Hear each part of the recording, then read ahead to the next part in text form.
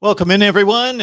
We are all watching the College Football Playoff Selection Committee's rankings, and we've made our way up to number 16. Appreciate everybody being here. So we'll check out the rest of the rankings, of course, and talk to all of you. All right. 16 through 20. 16 through 20. Iowa gets a little love behind Texas A&M, though. Texas A&M 16, Iowa 17, Pitt 18, San Diego State 19, NC State 20.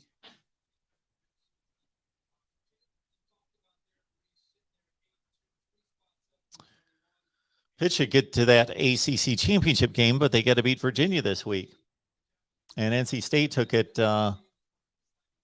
on the chin against Wake Forest this past week. Let's see what they do with Wake Forest winning their best game so far this year. Man, they skipped through the boom, 20 through 25, boom. Then the 16 through 20, they're hanging out here. Let's get to it, boys.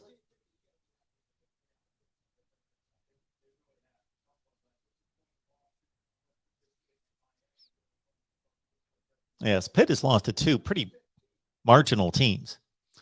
The next five there, 11, 12, 13, 14, and 15 with Baylor, with Ole Miss, with Oklahoma falling to 13.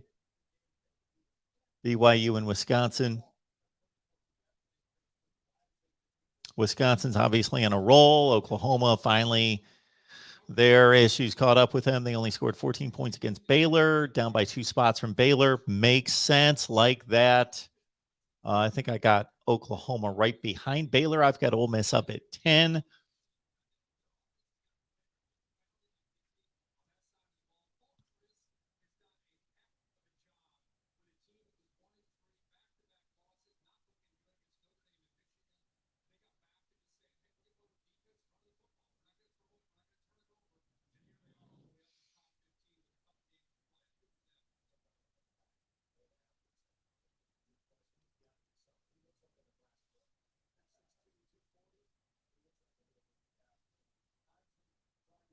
All right, to the top 10, folks. Let's go.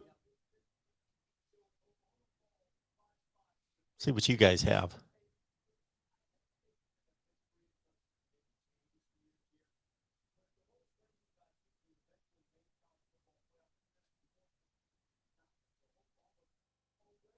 Reese is telling us the lowest ranking at this point, week 3 of the rankings, to make the Final Four, number 9. Yes, the real MVP. Like the video. Everyone, please like the video. We are going to be here for quite a long time talking about the rankings, the games coming up this weekend, whatever you guys want to talk about. But it is a rankings watch party.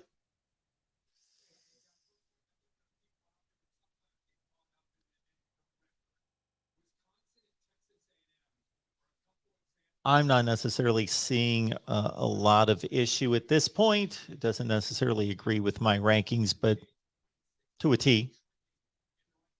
Yeah.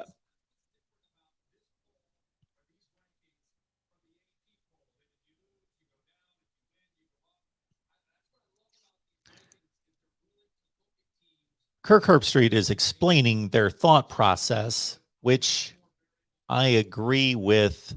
I agree with the committee looking at resume every week and tearing apart, basically starting it from the ground up each and every week. I think that's the way it should be. A lot of you guys respond to my rankings and say, why did this team only drop 2 spots or 3 spots? And it's not about dropping or raising a team, because the entire season needs to be looked at again each and every week from the ground up. There's Wake at 10. I believe I've got Wake at 10 or 11, something in that range. Wake, please win the rest of your games. Beat Clemson. So even though Clemson's not in the rankings, that's going to gain some attention. If they beat Clemson on the road,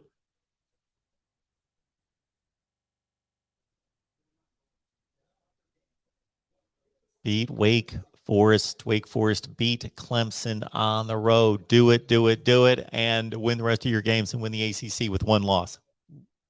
I want that. I want that.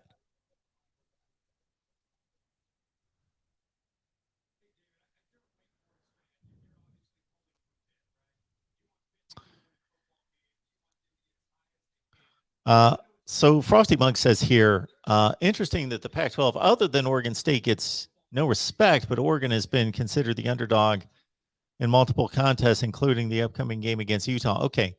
Oregon's been the underdog against Ohio State.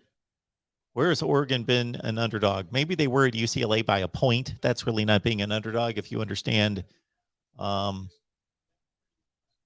what that tells us. That just tells us they're on the road. But Oregon's not been an underdog in the Pac-12. The Pac-12 is awful.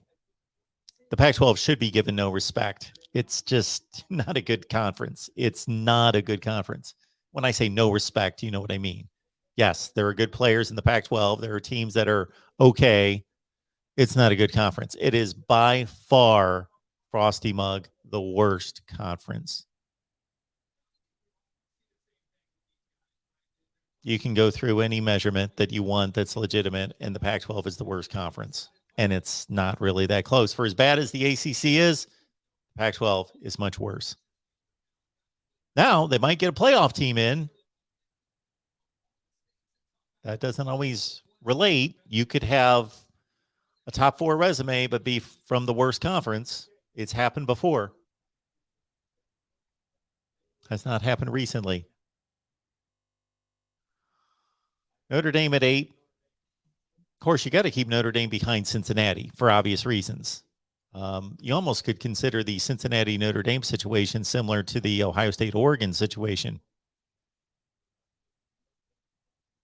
Notre Dame's resume is so much better than Cincinnati's, but they lost to Cincinnati. I've got Cincinnati ahead of Notre Dame. I've got Oregon ahead of Ohio State.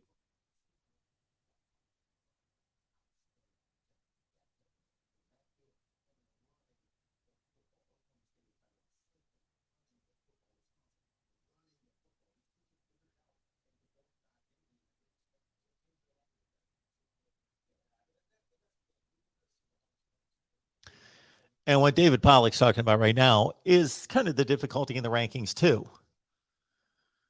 Do you want the rankings to be a reflection of where teams are right this second, or over the course of the entire season, taking all the data points into account? We're going to take where these teams are right now. I'll take Wisconsin as a top 10 team, but their resume is not a top 10 team.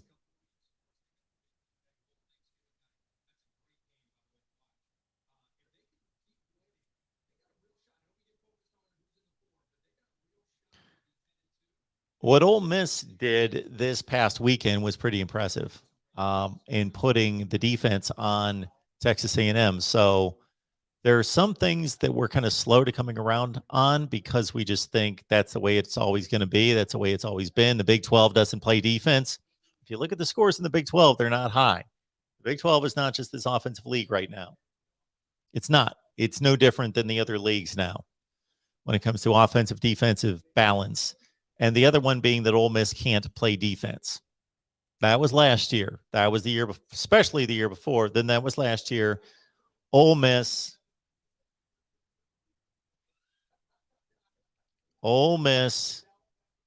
played exceptional defense Saturday night against Texas A&M. So Alabama stays at 2. New Mexico State strengthened that number 2 ranking.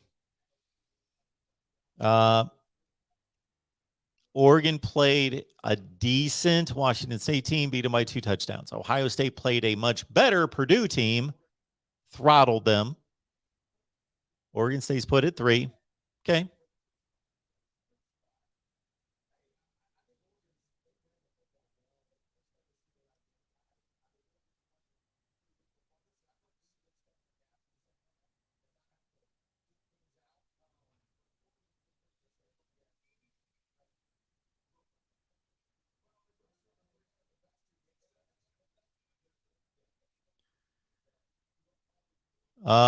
Yakov 22. Mark, have you ever been to Waco or Stillwater? No, that has not been a destination of mine for a Baylor game.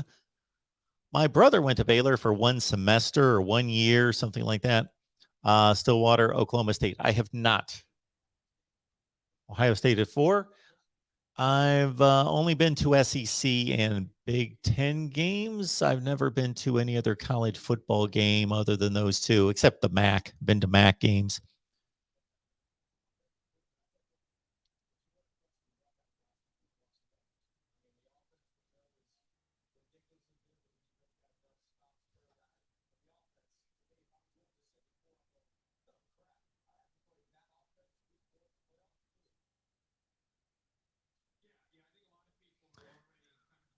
This could be it right there. That 4 could stay right where they are.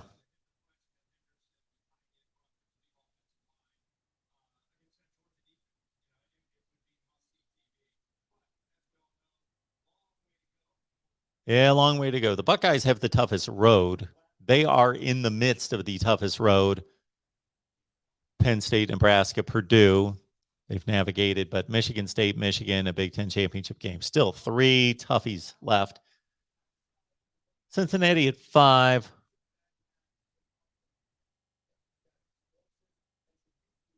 SMU's coming up for the Bearcats. Conference championship game most likely against Houston.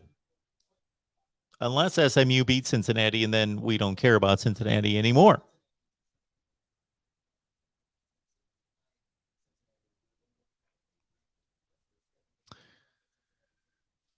Squid is saying Cincinnati is not a playoff team, and I tend to agree with you.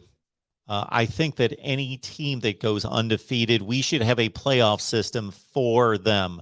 There should be a playoff system that allows for undefeated teams to play, but we just don't have enough spots. We don't have enough spots for Cincinnati, and they don't play a good schedule. We cannot reward teams for playing one game. Cincinnati's played one game. And then 2 games, decent teams, good teams, good teams. Cincinnati is going to be playing in SMU and Houston. They're going to be playing teams that lost to Texas Tech. And who did SMU lose to? It was just 2 weeks ago. Can't remember a decent team, another American Conference type team. Okay, Michigan's at 6, and we know where Michigan State's going to be at 7. That continues to be an issue, but it's going to work itself out. So that's where you can say it's going to work itself out. For as many times as I jump on people to say, do not say it's going to work itself out, in terms of the entire deal, it will not work itself out. But the Big Ten's going to work itself out. For example, yes, because they all play each other. We had all these teams playing each other. It'd work itself out.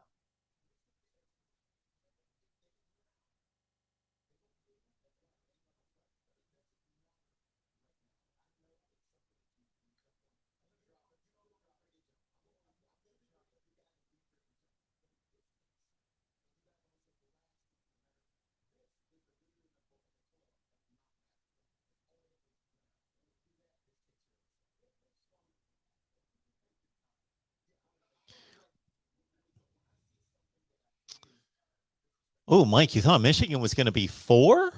How was that going to happen?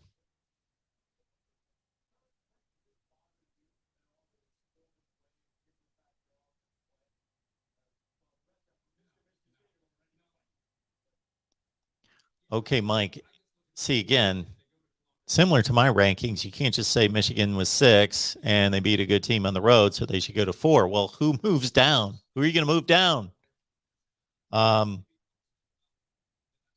How does that make their resume that much better? Makes their resume better, but not by that much.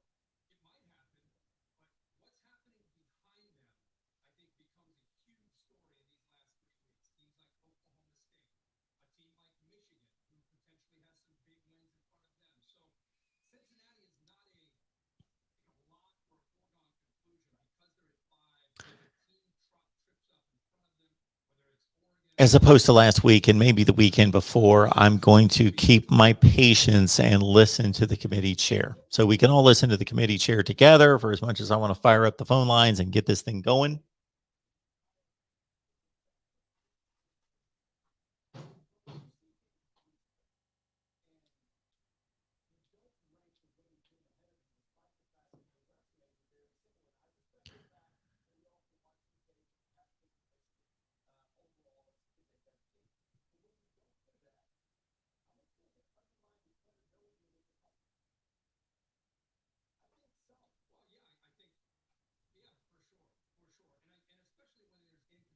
Thank you, Cheryl. Hit the like.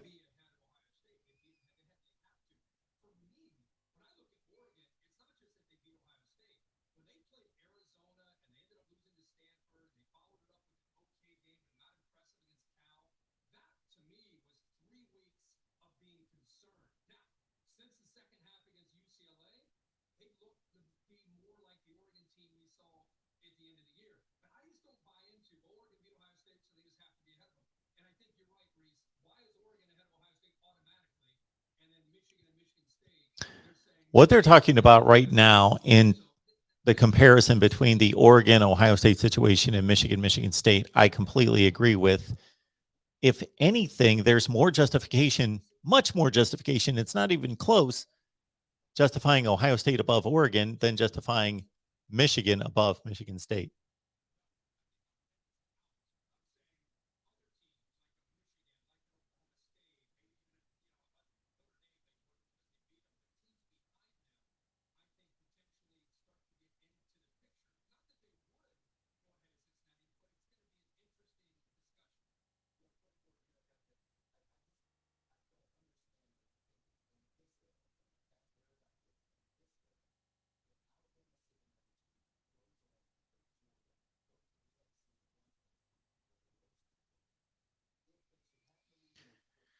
Joey missed on this point. Have we seen a team come close to Georgia? Their name's Clemson. Their name is Clemson, Joey. They came close to Georgia. Did you watch the game? I understand the point. Georgia's been dominant. I've made that statement as well. Georgia has been dominant over its schedule, not against Clemson.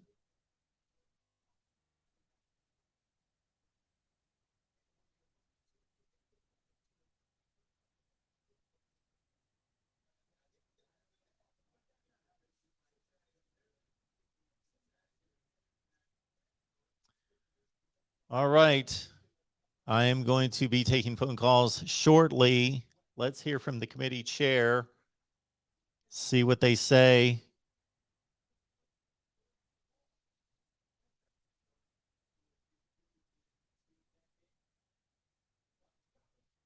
And we got our Michigan contingent here. You know, Kansas, the new number one. You know, Kansas. How about that? We did a little Texas talk today here at the Voice of College Football.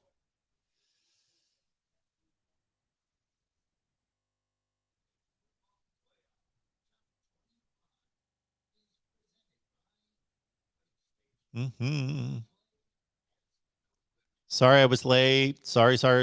Lost track of time. Was rushing back home.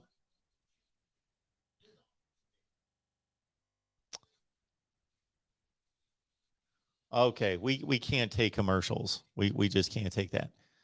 All right.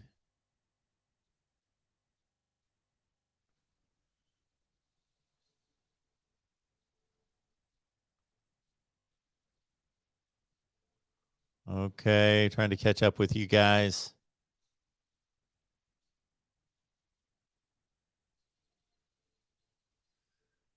So be ready to tell me on the phone and in the comments, obviously, what does not make sense, what doesn't make sense, what is intriguing in terms of where it stands now and what you anticipate happening this weekend and next weekend. So we've got 3 weekends of football.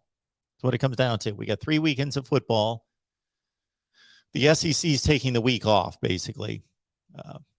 Why they would want to do that from a marketing and business standpoint, I don't get anyway, but the SEC is doing fine. So far be it for me to tell the SEC how to run its business, but the entire conference is taking the week off. They're getting the Ole Miss Vandy game in, one conference game, and I'm almost, Florida and Missouri are playing. Auburn's playing South Carolina. So that's 6 teams. So the other 8 are playing, the Sisters of the Poor.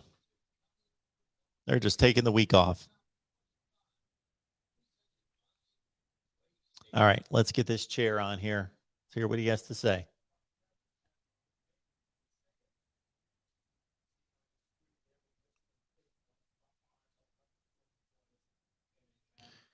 Jonathan's watching from Texas, big Aggies fan. Good to see you.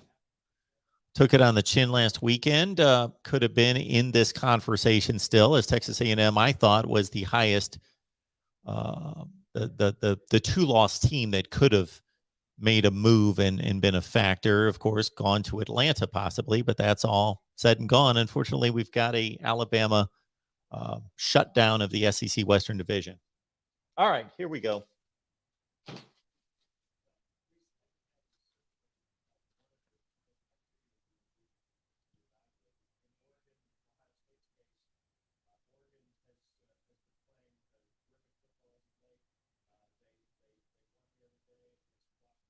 Oregon's been playing terrific football.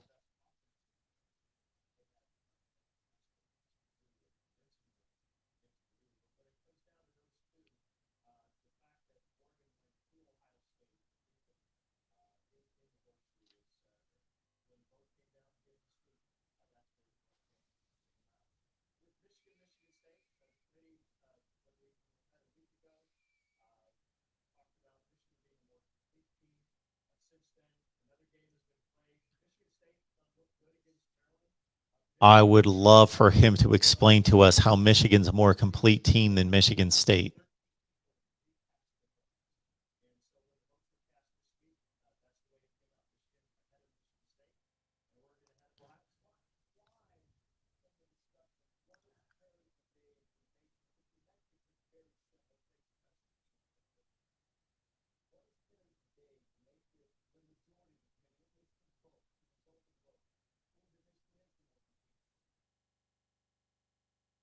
He needs to explain this. The more complete team.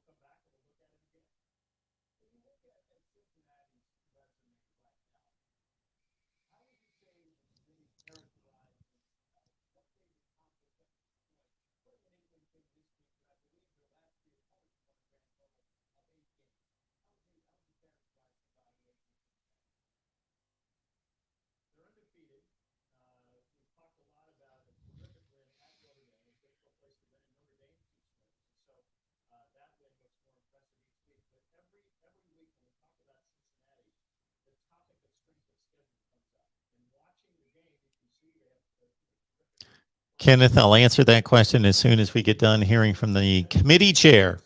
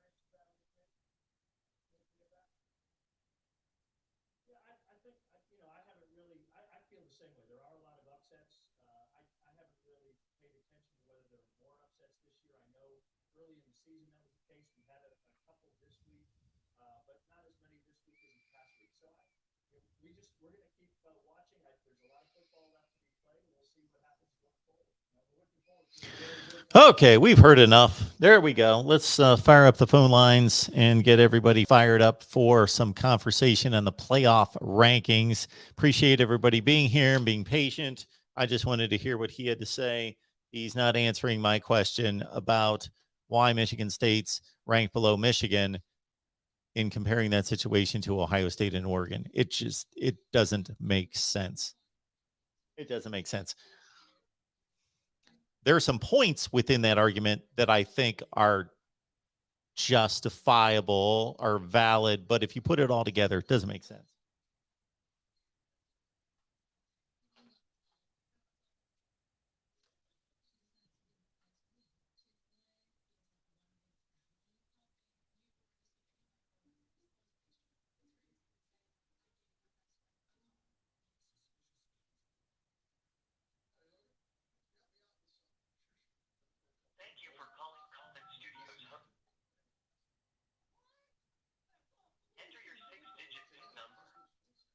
Okay, thanks for being patient. I got the phone going. Now I just need to get the site rolling here.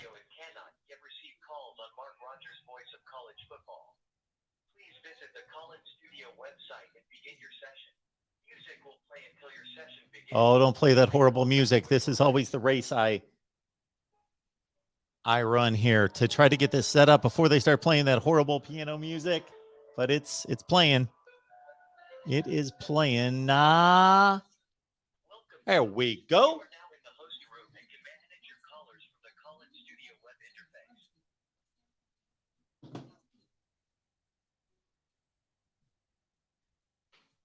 Now I got to be able to hear y'all. Yeah, 2 calls coming in 3 and 4 and 5, 6, 7.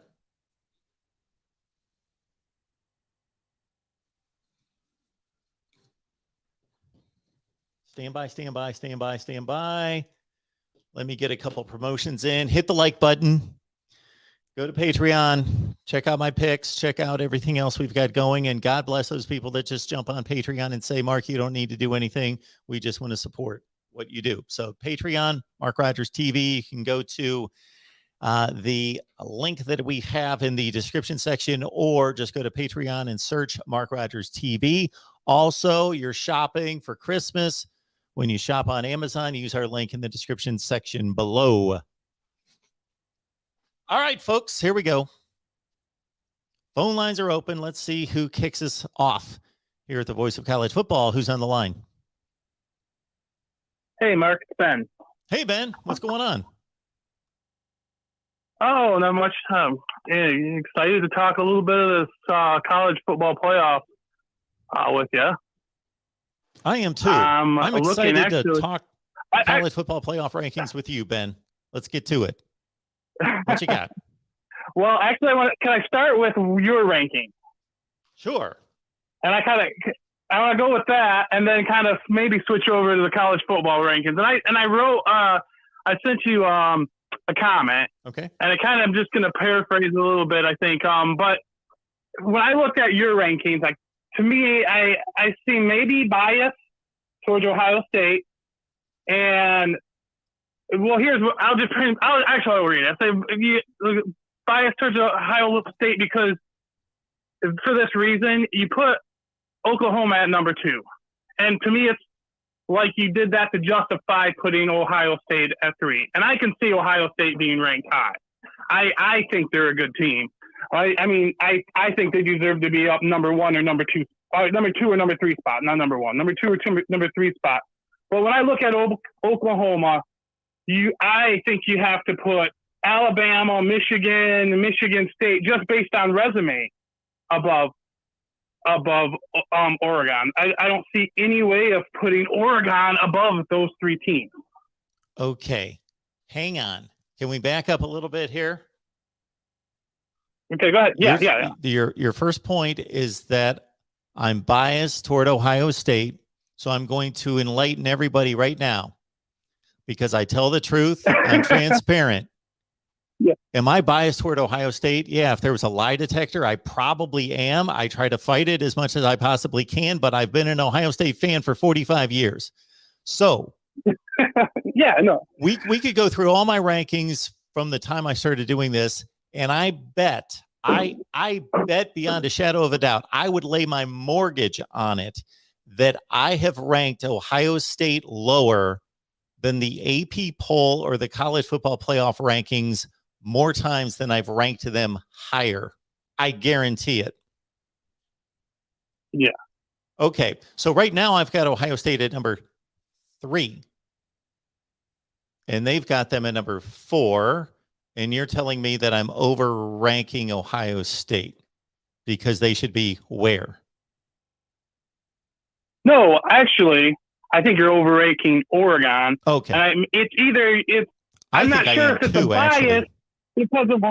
I think it's a bias because I thought either it was a bias because of just putting the head-to-head, having to honor the head-to-head, or because of Ohio State. I'm looking at one of those two scenarios when I'm looking at your rankings. Because when I look at Oregon, I think they're maybe number 16. I mean, if I were to make the rankings, I would put Georgia number 1, Alabama or Ohio State, either one. You could go 2 or 3. They're so razor close, in my opinion. And then I would put at 4, I'd put Michigan. And then I think even Ole Miss over Michigan State. From there, it's really close with a lot of other teams that are fighting for Notre Dame. You can look at Cincinnati. I think they're all very close. You're going to put Ole Miss above Michigan State. I mean, just from eye test, maybe. I mean, okay. Maybe. I think Auburn. They lost to Auburn by 2 scores, and they got annihilated by Alabama, 28-0 at halftime. Okay. I don't buy Michigan State. I don't buy Michigan State as being a. I know they won, but I just don't buy it when I look at it. Just personally, I mean, if I was gonna try to stick with some kind of like resume, I would have to put them. I would have to put them up higher. But just personally, I do not see them being. I think if Ole Miss and Michigan State played, Ole Miss is going to take it to them. Well, I don't play that game, so I'm not. Yeah, I don't do that when I do the rankings. I don't say because I just think it's irrelevant. And I hear people saying that all the time and people saying that to me. And then what do we see every week? Every week we see teams lose to other teams that we would 2 weeks earlier, we would have said, well, they'll definitely beat them. Well, then we've got 10 games every week that don't turn out that way. So why not just rank the teams on what they've done, not what we think they would do against somebody else? So my one point on Oregon, I am very perplexed and I'm in a tough spot with Oregon. So I very much admit this, that I don't believe that Oregon has the second best resume in the country. And the College Football Playoff Committee, they should be honest and say that Oregon does not have the third best resume in the country. They don't. But what do you do with everybody else? When they beat Ohio State, the game wasn't that close. It was a decisive win. They were missing their best player. They were missing 5 impact defensive players. They played it on the road where Ohio State almost never loses. How do you get past that game? Yeah. No, I look at that game but I also do not think Ohio State was at their best. I think Ohio State is playing much better now. Yeah, but I think, this is another argument we can have, and I'm not saying that your point, the point you just made, is a valid point. It's how do you approach the rankings? Do you approach them as this is a complete season and all the games count the same, or do you approach it as we are building towards something? And we want the 4 best teams on December 3rd to be playing the next month. Well, in that case, then we need to approach it much differently, because basically we need to weight the wins. We need to say your win in week 1's only worth 1/10 of a game. And then your win in week 2 is worth 1/5 of the game. And you add it and basically, if we're going to do it fairly, each win goes up by 1/12. And then by the end of the season, that win means the most. And I'm not being facetious. No, I somewhat am, but I'm half being facetious when I say that. But USC in 2016 had one of the 4 best teams in the country, but they weren't going to go in the playoff because they were 9-3. But they beat one of the teams that was in the playoff, Washington, by 2 scores, and they won the Rose Bowl, and they finished number 3 in the country in the final rankings. But nobody was going to put them in the playoff because they lost 3 of their first 4 games. But by the end of the season, people thought they were one of the 4 best teams. So do we just put them in and say, forget about the 3 losses early? Then we're basically playing preseason exhibition games in September. We're saying, these are just kind of to warm up. Yeah, I mean, so Mark, when it comes to the way you ranked it, and you put Oregon over Ohio State, if I were to go by the way you base your rankings, like not my personal feeling, I think it would have to be Georgia, Alabama, Michigan State, Michigan, Oregon, Ohio State. Yeah, and I get that. I think Michigan has to be placed over Oregon, because in your top 25, Michigan beat 2 of your top 25 teams. They've played 3 of your top 25 teams. Oregon's played 1 of your top 25 teams. I mean, even though it is Ohio State and they're a higher rank, they played 1 and they did win that game. But their schedule is far less impressive than Michigan's schedule. And Michigan has a common opponent with Oregon, which Michigan also outplayed better than. I mean, they played Washington better than Oregon. Yep. So I mean, if you have to go that, I mean, I'm thinking if you have to go and that's the way I looked at it when it came to your. But the head to head. I just think you have to kind of not. I think you have to, because I think just you can tell by the eye test, Ohio State's a far better team. And I think just like we were talking, just like now when if we transition over the college football playoffs, when they were talking about this kind of same thing, and you were making the point that you can make a far better argument for Ohio State to be ranked over Michigan State, and I agree with that. I think we're on the same page as far as that goes. I mean, you can make but I think I think Oregon's getting too much credit here, and you have to something has to break somewhere. So even though my rankings don't agree with your, I don't want to say your logic, don't agree with your approach, I will say that I agree with what you're saying. This is a good conversation, and this is the point I try to make when I throw my rankings out there and say they're not perfect. And I'm open to the discussion and the debate. They're not perfect. They're flawed. Everybody's rankings are flawed and can be picked apart. And so I open it up.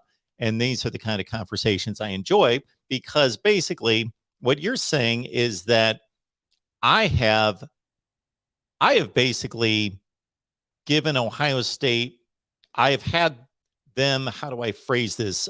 They drive the rankings in those first 4 or 5 slots. So I've placed everything on Ohio State in a sense to say Ohio State's playing this. They're playing this well. So they go here, but Oregon beat them, and I'm going to honor what I continue to stand on, that it was a win head-to-head, and Oregon has not lost since, so they have the same record. So I'm going to put Oregon ahead of Ohio State, and then these other teams are going to have to be moved behind them, Michigan State in particular.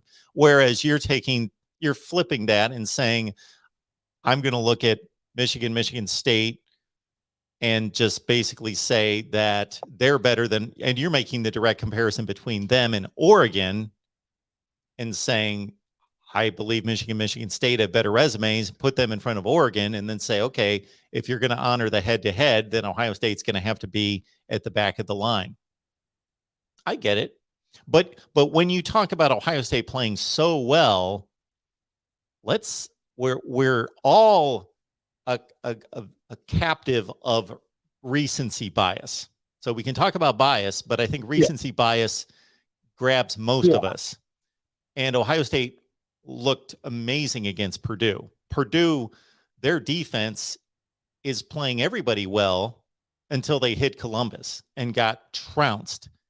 But Ohio State wasn't. You made a comment in there and I lost track of it, but I was going to jump on it immediately because you just shoot, I forget what you said, but basically what came to mind was the Nebraska game. Well, you could make all sorts of comparisons about how Oregon's played teams and that Ohio State game against Nebraska. That was not a thing of beauty. Or even really the Penn State game. Even the Penn State game. So, wait, I'm not understanding what you mean, because I'm looking at Oregon struggled quite a few times. Yeah. Are you talking about, I don't understand your comparison. Ohio State has a better resume. Are you talking about just, Ohio State has a better resume than Oregon. It's not even close. What? Yes. No, not even close. You made a statement, and again, it was, if it's more than 3 minutes ago, I don't remember it, but I should have capitalized on it at the time. But it just had to do with everything you were talking about concerning Michigan-Washington, and made a comment about Ohio State dominating and how great they look. Well, it was only 2 weeks ago they didn't look so good against a 3-7 team. They barely won. They clinched that game with 90 seconds left in the game. Yeah, no, I understand that, but like, this is Nebraska compared to, Nebraska's probably, and you can't, I know we're making this, we're reverting out of this argument of resume. Nebraska's got losses, but probably, how many losses does Nebraska have now? 7. 5? Is it 5 losses? Well, they've lost 7 times. Yes, they're 3-7. Yeah, they're the best 7-loss team probably in the history of the sport.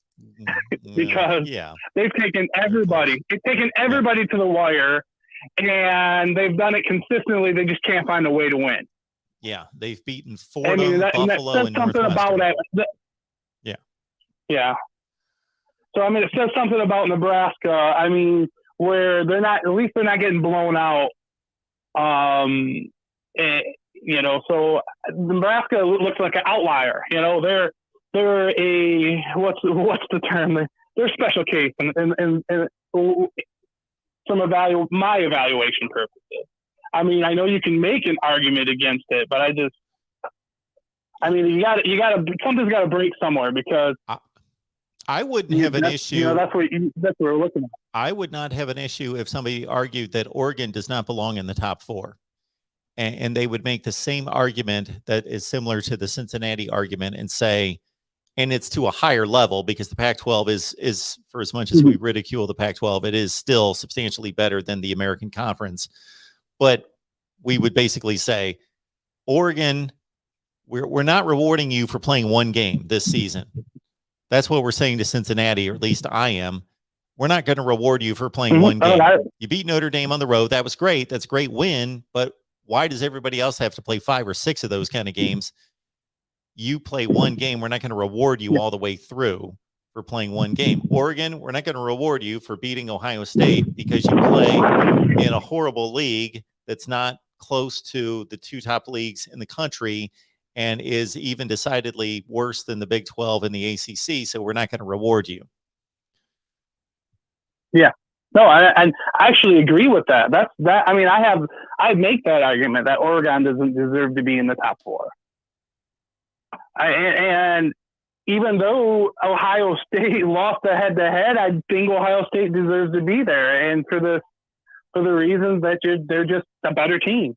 I mean, they have a tougher. They have a more by far. Just like you were saying, their schedule. They're a better team. But I mean, I don't want to go over that again. They're a better team. I'm going to say they have a much better resume because they play in a tougher conference, and their resume just gets better and better and better every week.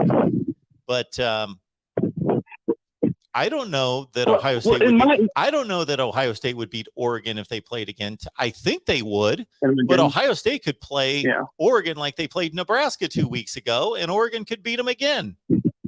Oregon did not have the player that is going to most likely be the number 1 selection in the NFL draft play in that game that nobody can block.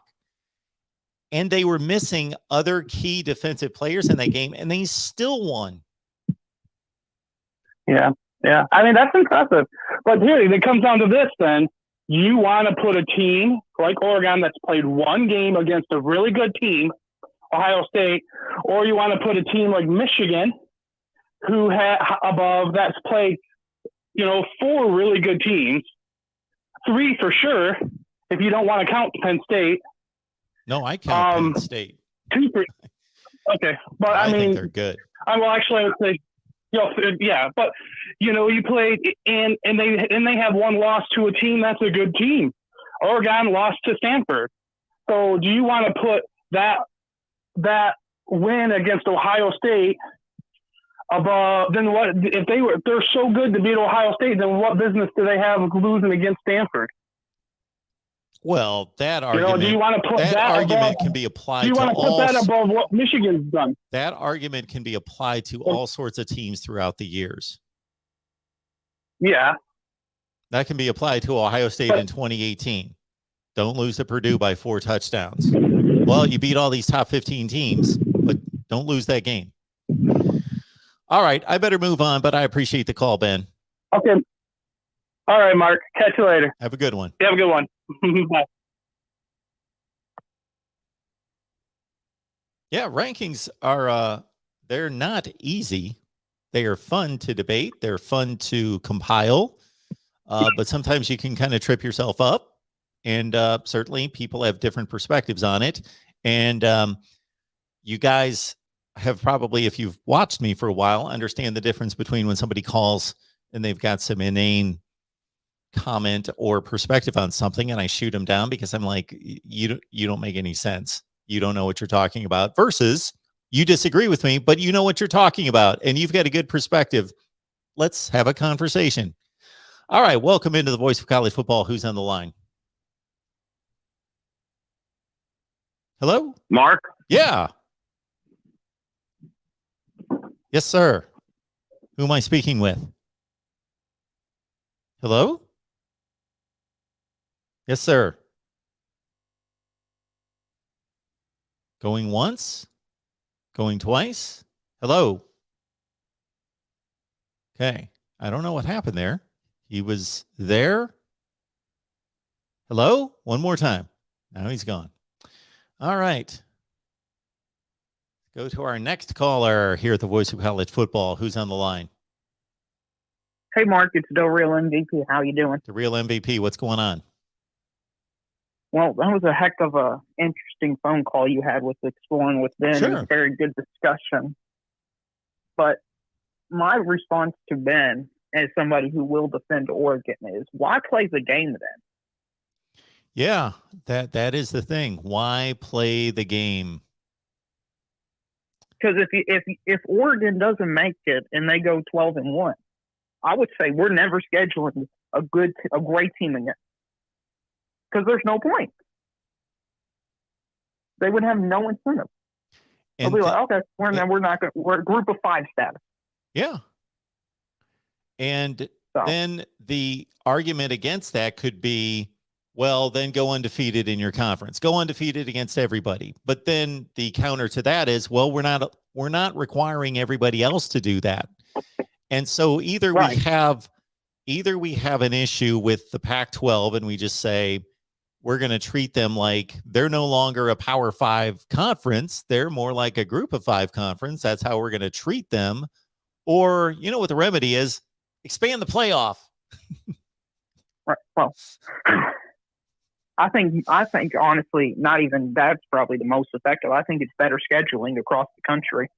Well, I think those go hand in hand. I think scheduling is the first step in reformatting the playoff. That should be at the core of then expanding and reformatting the playoff is let's deal with scheduling.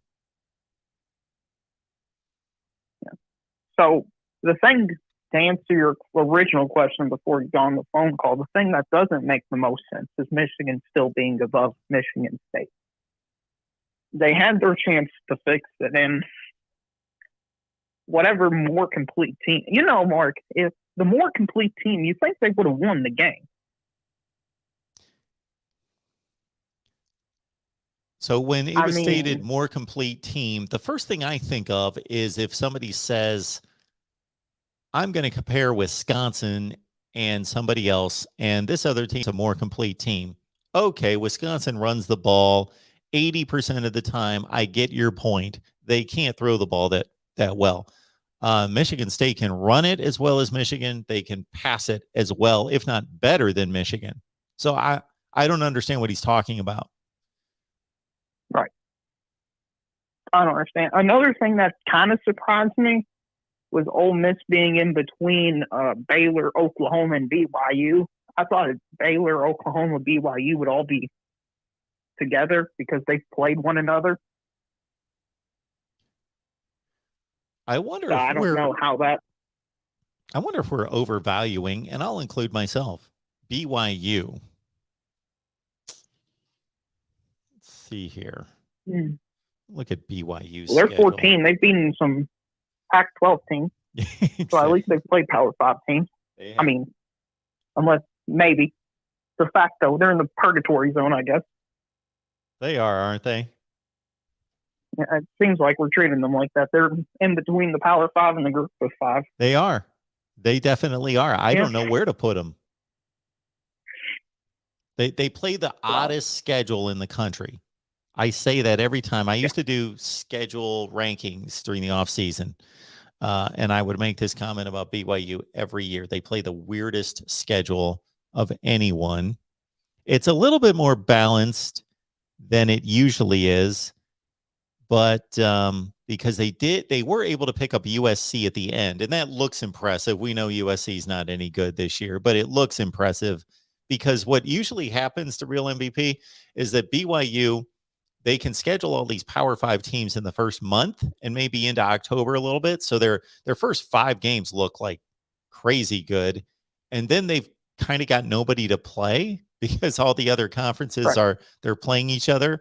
So they're just running out there just trying to grab teams to play. And so it's like it's been the last 2 weeks, Idaho State and now Georgia Southern.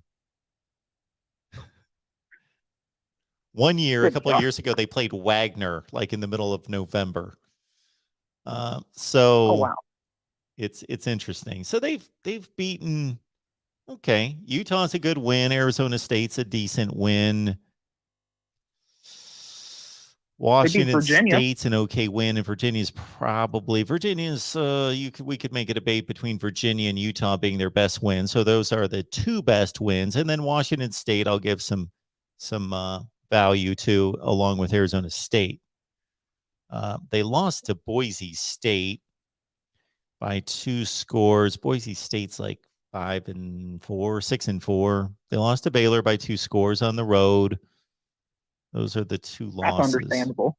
Okay. I guess at 14. Is there 8-2 better than Texas A&M 7-3 and Wisconsin 7-3? Well, maybe. I don't know. Well, who did Texas A&M? They lost to Arkansas, Mississippi State, and Ole Miss. Probably you would have them above them, honestly. And they got by far the best win. They got the best win in Alabama. Beat Alabama. So they beat. Who else have they beaten that's any good? Alabama. Thought they beat somebody else decent, and I can't come up with it. I don't know. I guess not. They beat Auburn. Well, Auburn. They're not ranked, are they? Not now. Auburn ranked? See, that's the other thing about rankings that get kind of tricky. If you're the number 23 team in the country and you're playing the number 10 team in the country, you're supposed to lose that game, right? Right. Let's say it's a really close game. You playing really well. Let's say it's on the road and you lose by a field goal. Well, based on the way we like the records to look, let's say one of these teams drops to like 6-4 that was number 23 last week. So we drop them out of the rankings because now they're 6-4. We're dropping them out of the rankings. But actually, if you're number 23 and you lose to number 10 on the road by a field goal and playing really well, and it's basically a toss-up game, didn't you just substantiate that you're at least number 23 in the country? You might even have a chance to move up in that scenario. We probably, and this happened, it's happened a ton of times, but Mississippi State a couple of weeks ago was number 17 in the playoff rankings. I don't remember where I had them. They were number 17 in the playoff rankings. They played Arkansas, who then jumped into the rankings after they beat Mississippi State. Yeah, barely, though. They were only 25.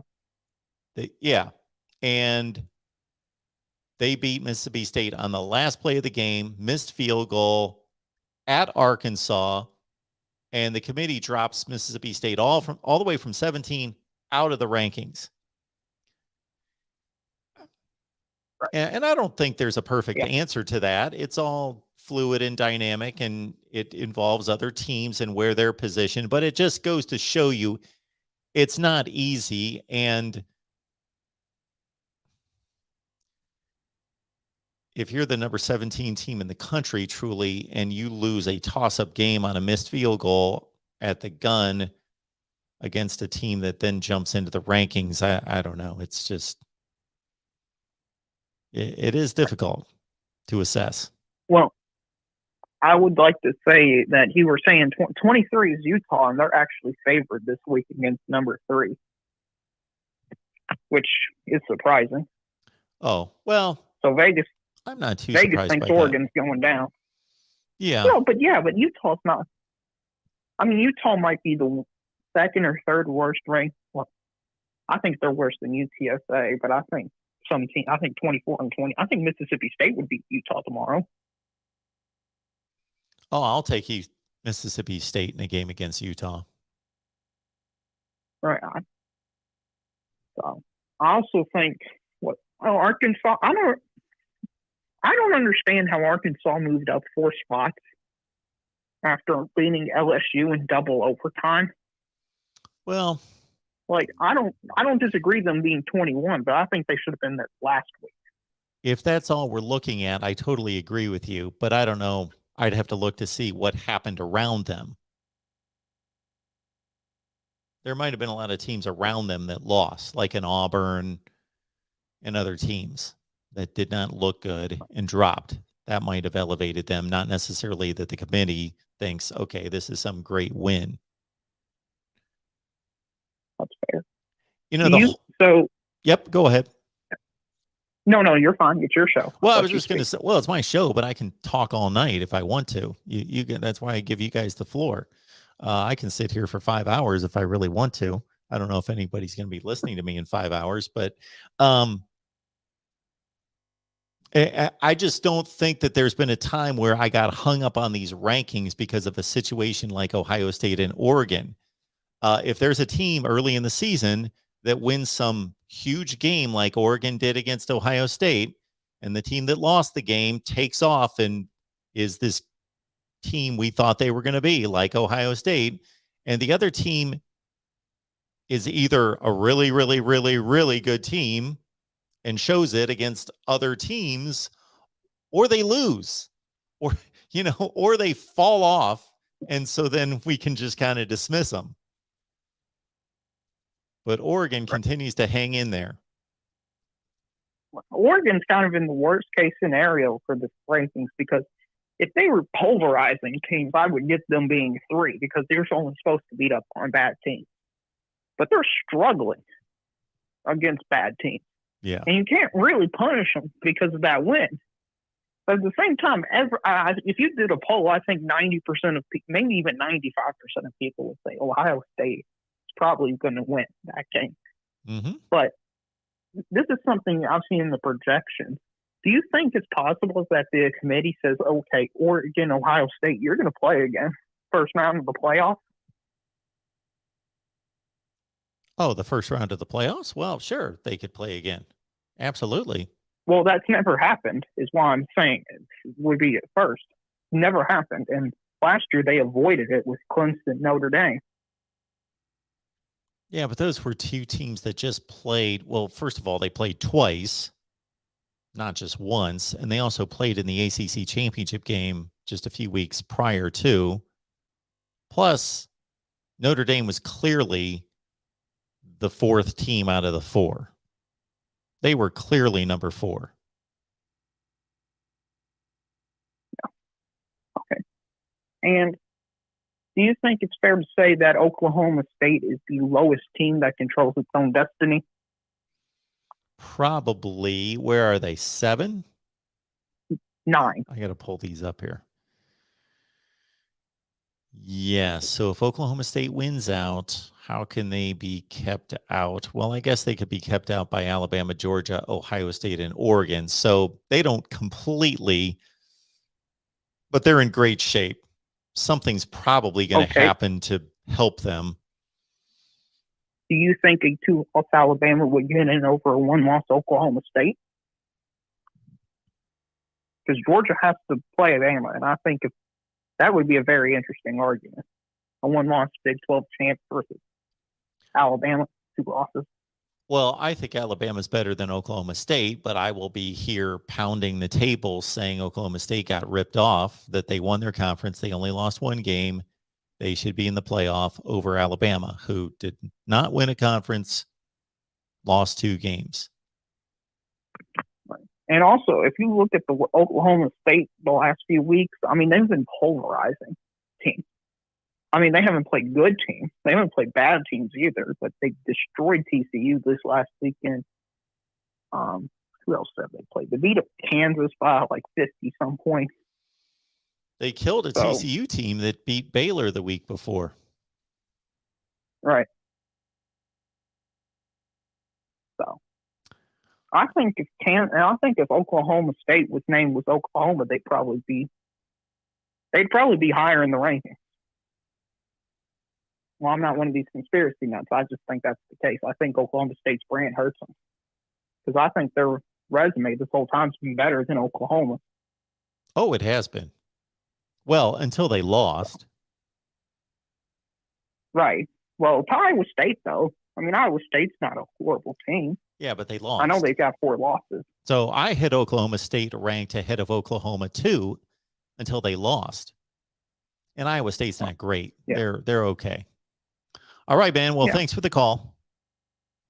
Yeah, it's good talking to you, Mark. Have a great rest of your show. You too. All right. We keep it moving here at the Voice of College Football. No. We don't do that. We've got the phone lines open, folks. Apparently, I thought those were more calls, but they are not. So Georgia 1, Alabama 2, Oregon 3, Ohio State 4. Ohio State, a 19-point favorite this weekend against Michigan State. 19. Boy, that seems like way too much. But then again, 21 sounded like too much against Purdue. So Tony brings up a good point here that the committee initially ranked Oregon ahead of Ohio State, and that was smart to cover themselves. Because if they ranked Ohio State ahead of Oregon, they could never reverse it. But this way they can reverse it. At any point, they could say that was the win. That was the data point that launched Ohio State above Oregon. So maybe it's coming against Michigan State. Maybe it's coming against Michigan. Maybe it's coming in the Big Ten championship game. They could wait for any of those times they could wait till the Big Ten championship game and say, Wisconsin's better than Utah. That was enough to push Ohio State. That was the final data point we needed. Boop. They go above Oregon, which may only be, well, it could be decisive if they're still 3-4. Obviously, that 4 ranking would put somebody in a position to have to play Georgia versus having to play whoever, Alabama, Cincinnati, whomever. All right. Got a super chat here somewheres. I would like to recognize if I can find it.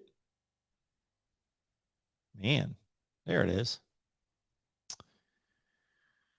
All right. Appreciate that so much. We got Christ Savior 888 chiming in. Thank you so much for the contribution. Helps build the channel. God is great. Mark is good. Oh, we do not belong in the same sentence. Harbaugh is crazy. Spartion. Thank you so much, Christ Savior 888. We recorded another enjoyable segment with Steve Dace in Michigan podcast this afternoon. That was fun. It reminded me of that. The Harbaugh is crazy comment. Jim Harbaugh was more enthusiastic, ecstatic, happy.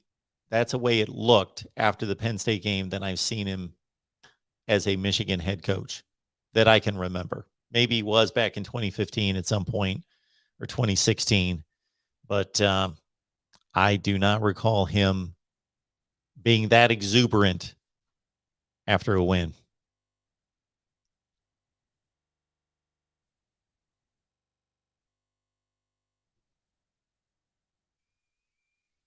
Yeah, Daryl, that Georgia team just seems like they are nearly unstoppable. You are right. Not necessarily unstoppable on offense, but impossible to move the ball against. Tennessee scored a quick touchdown. A lot of people were looking forward to the Tennessee offensive matchup against the Georgia defense to say, man, this Tennessee, I saw a listing on Twitter of the offensive rankings of the teams that the Georgia defense had faced to outline how good Tennessee was offensively and that Georgia was going to face a big challenge. Well, they gave up a touchdown in the first possession and then they shut it down from there. And then the next time Tennessee found the end zone, it was garbage time and it did not matter. It was 42-10. Oh, man, am I behind in the chat? Did Mark just say y'all? I said y'all, but I didn't say it well. I didn't say it like a true native Southerner. And then I quickly corrected myself to even point out that I sounded awkward in saying y'all.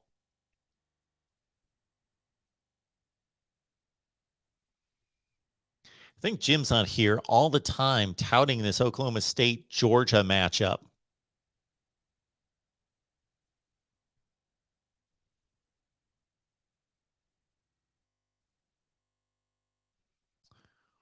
Blake is bringing the Missouri conversation into the playoff talk here. Missouri should have expanded and upgraded facilities when they jumped to the SEC, but they did not.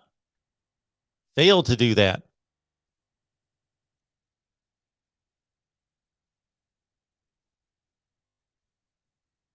Oh boy, I said y'all, and some people took off on that.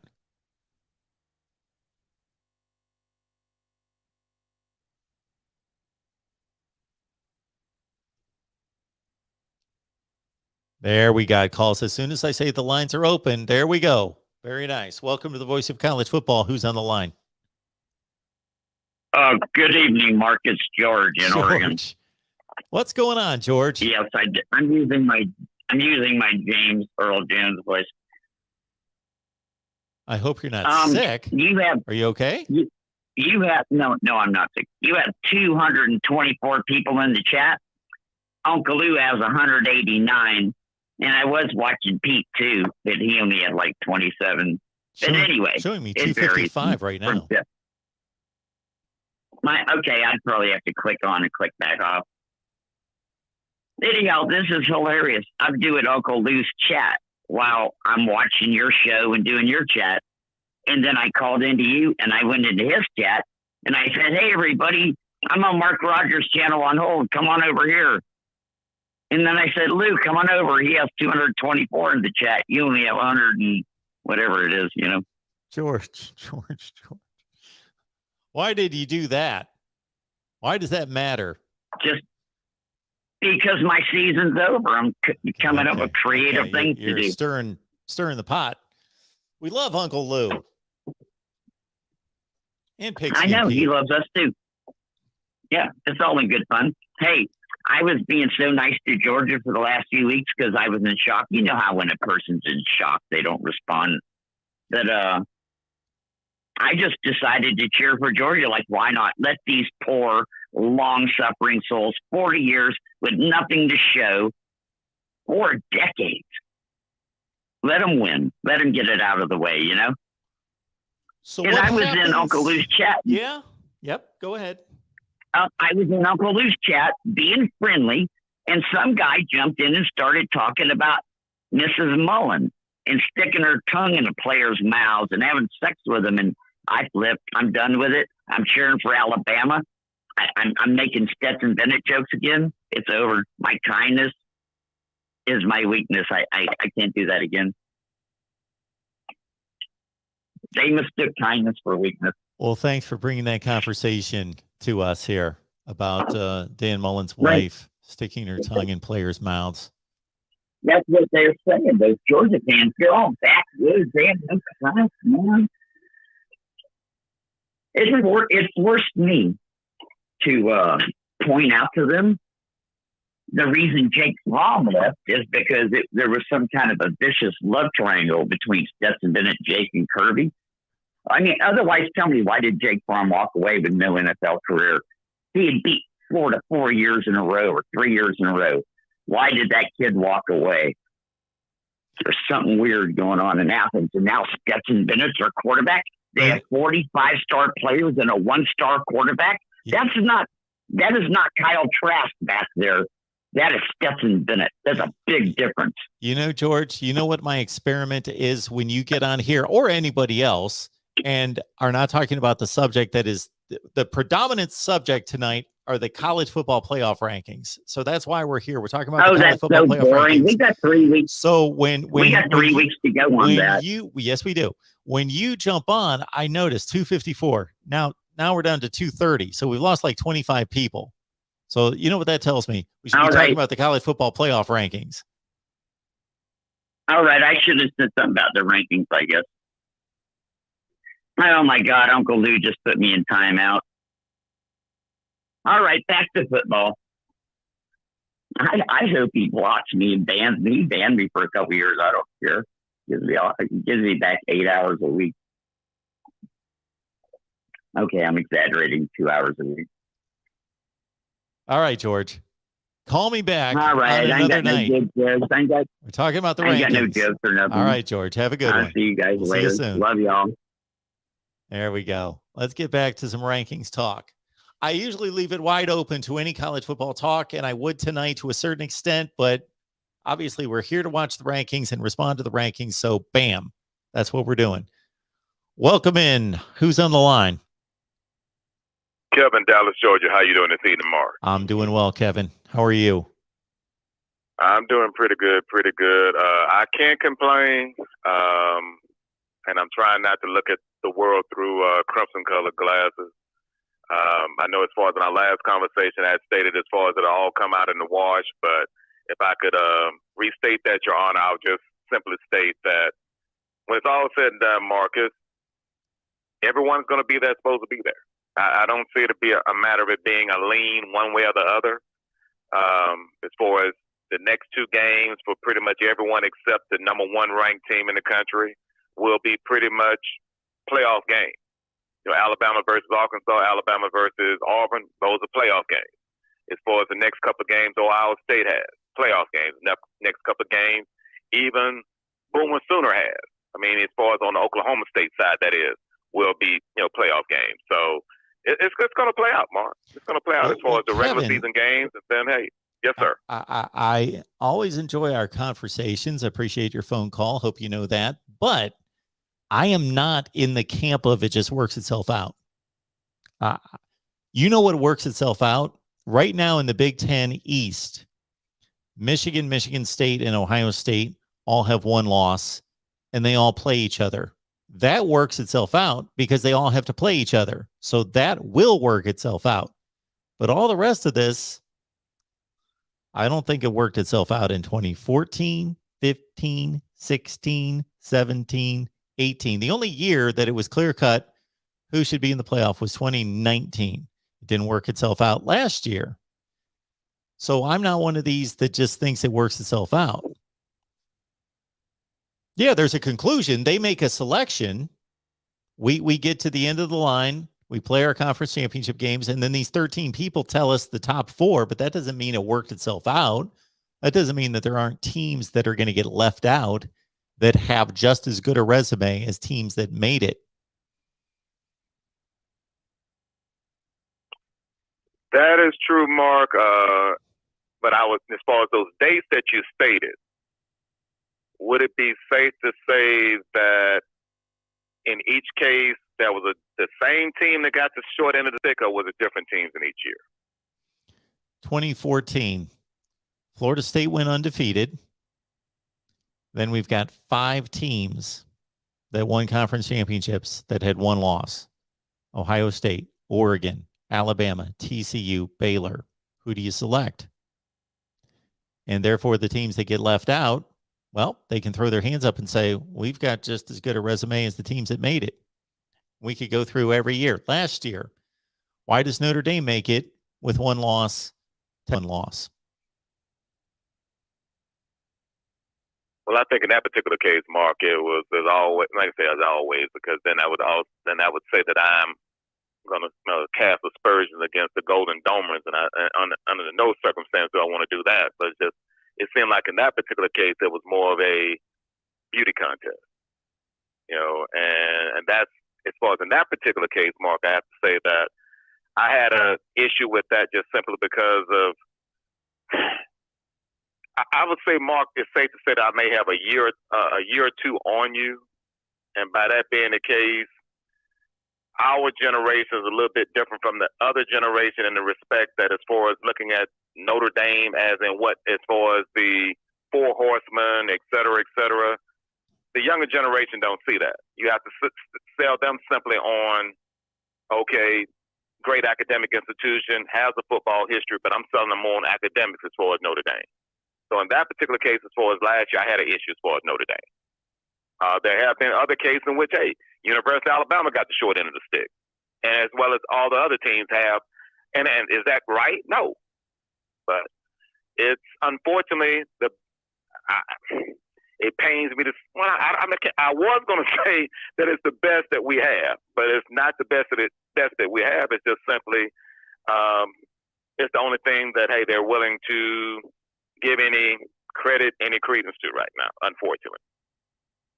Yeah. And whether opening up the system, Mark, to more teams, I don't know, because, okay, will the other 40-plus states be happy when, okay, we're looking at it another couple of years when Oklahoma and Texas become a part of the SEC, and you're looking at doggone what, out of, say, maybe 12 teams in the playoffs, that at least a half a dozen of those are SEC teams? A half a dozen?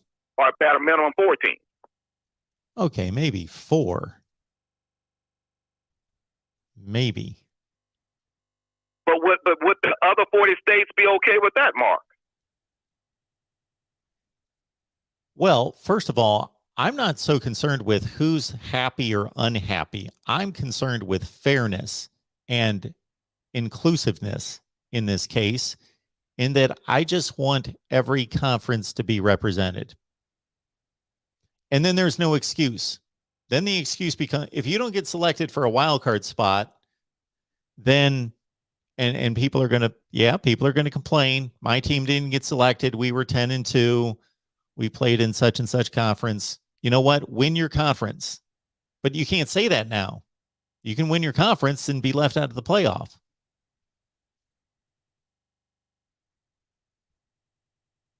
So we're looking at Mark say maybe 2 years with the expansion of the playoffs. Well, when they proposed their 12-team format this past offseason, we talked about it.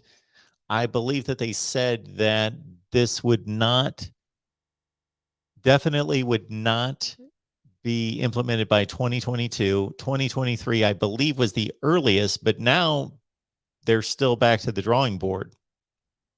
So I know they just had some big meetings last week or the week before, and they're supposed to be unveiling whatever the next proposal is here very soon.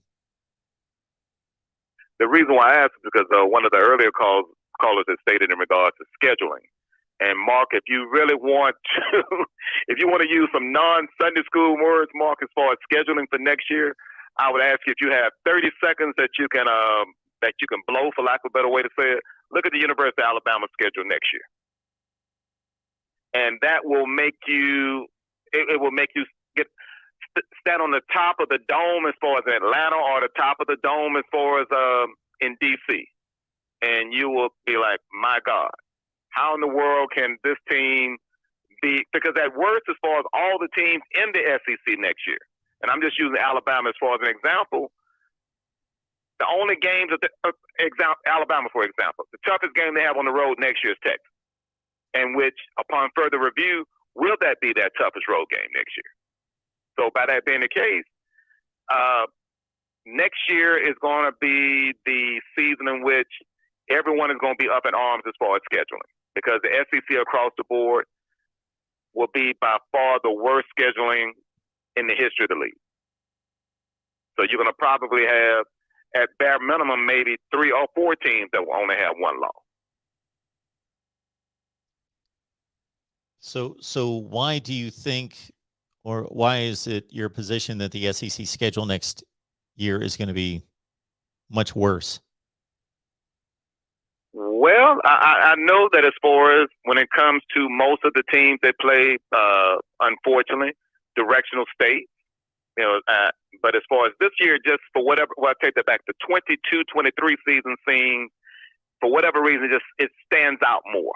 I mean, a lot of people are up in arms in reference to this past weekend as far as New Mexico State. And then as far as early in the year playing Mercer.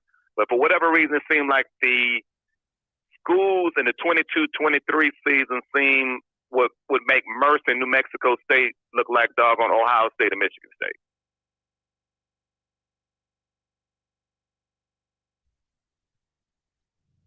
Because instead of just having maybe 1 or 2 directional institutions, it seemed like they have maybe 4 or 5.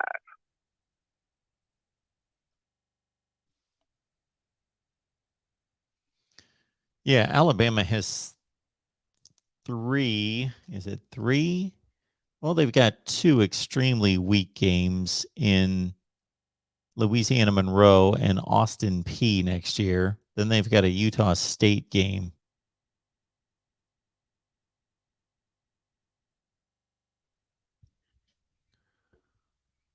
But they also play Texas, Arkansas, Texas A&M, Tennessee, Mississippi State, LSU, Ole Miss, Auburn.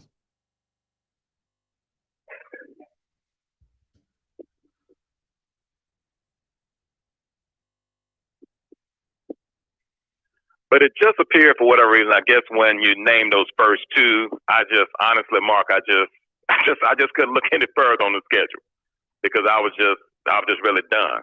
Because this is going to be, just add more fuel to the fire in reference to, because you look at it as far as also when it comes to this year, as far as the SEC schools playing Liberty twice, as well as playing New Mexico State back-to-back weekends, New Mexico State, Alabama, and New Mexico State as well with Kentucky this coming up weekend. So it just stood out when your earlier caller brought up in regards to scheduling. Well, the SEC schedule stands out in that way because here we are in November and everyone else is loading up on schedules. Every other conference is playing its best teams against each other. And the SEC is kind of in the middle of doing that. Then all of a sudden they take this week off. They take this week off where basically almost, and even the teams that are playing in conference, you can see where they match it up in such a way that there aren't difficult games. Ole Miss is playing Vandy. Florida's playing Mizzou, which, the Florida situation's a whole other deal. We won't get into that because that could be a difficult game for Florida now. But anyway, LSU and Alabama and Auburn. Well, Auburn's playing South Carolina. Anyway, I went through the whole list before, but there are 8 teams in the SEC, and it's usually practically the entire conference is basically playing scrimmages. I don't really have an issue with it. It just happens to come late in the season as opposed to everybody else front loads theirs. I don't really have that much of an issue with it as long as it's, I guess the one issue I would have would be, for example, if South Carolina was any good, and sometimes they are, I know it's been a while, but Auburn's got to deal with a conference game against South Carolina while Alabama's playing. Well, they've got Arkansas, so they worked it out this year. I just would not want rivalry games to be played where one of the teams played a cupcake the week before and the other one did not. But I think the SEC is always taking care of that. If Auburn's playing a cupcake the week before the Iron Bowl, so is Alabama. And one question I was asking, pardon, Mark, and it was in reference to saw in the chat where it stated questioning Jim Harbaugh's vanity as far as him being crazy. And my question to you would be this, and that is, who is the craziest? Who is the guy that you should not have before a hot mic? Would it be Dan Mullen or Jim Harbaugh? Oh, it's not even close. I would much rather have Jim Harbaugh running my football program. But no, Mark. I just asked in reference to a hot mic. I didn't say about running your football program. I'd rather have him doing that too. Oh, wow. Okay. Yeah, he says some kind of weird, strange things, but it's nothing harmful. Whereas Dan Mullen says some things now that, why would you communicate to your fan base that recruiting is just something that we really look into during the off season? Why would you not prioritize recruiting to your fan base? Why would you send that message to your fan base? Well, could it be, Mark, as far as sometimes we can say more about what we don't say than what we say? Sometimes we can do more about what we don't do. And could it be stated in reference to him that he really don't care anymore, or at least as far as what he's doing right now? Just a matter of just going through the motion. Well, yeah, he may think it's a foregone conclusion that he's gone, or he may want to be gone. I don't know that. Well, as always, Mark, thank you for indulging me. Greatly appreciate it. And hey, look forward to speaking with as far as on the next occasion. Sounds good, Kevin. Thank you so much. Have a good night. All right, thank you. Do likewise, sir.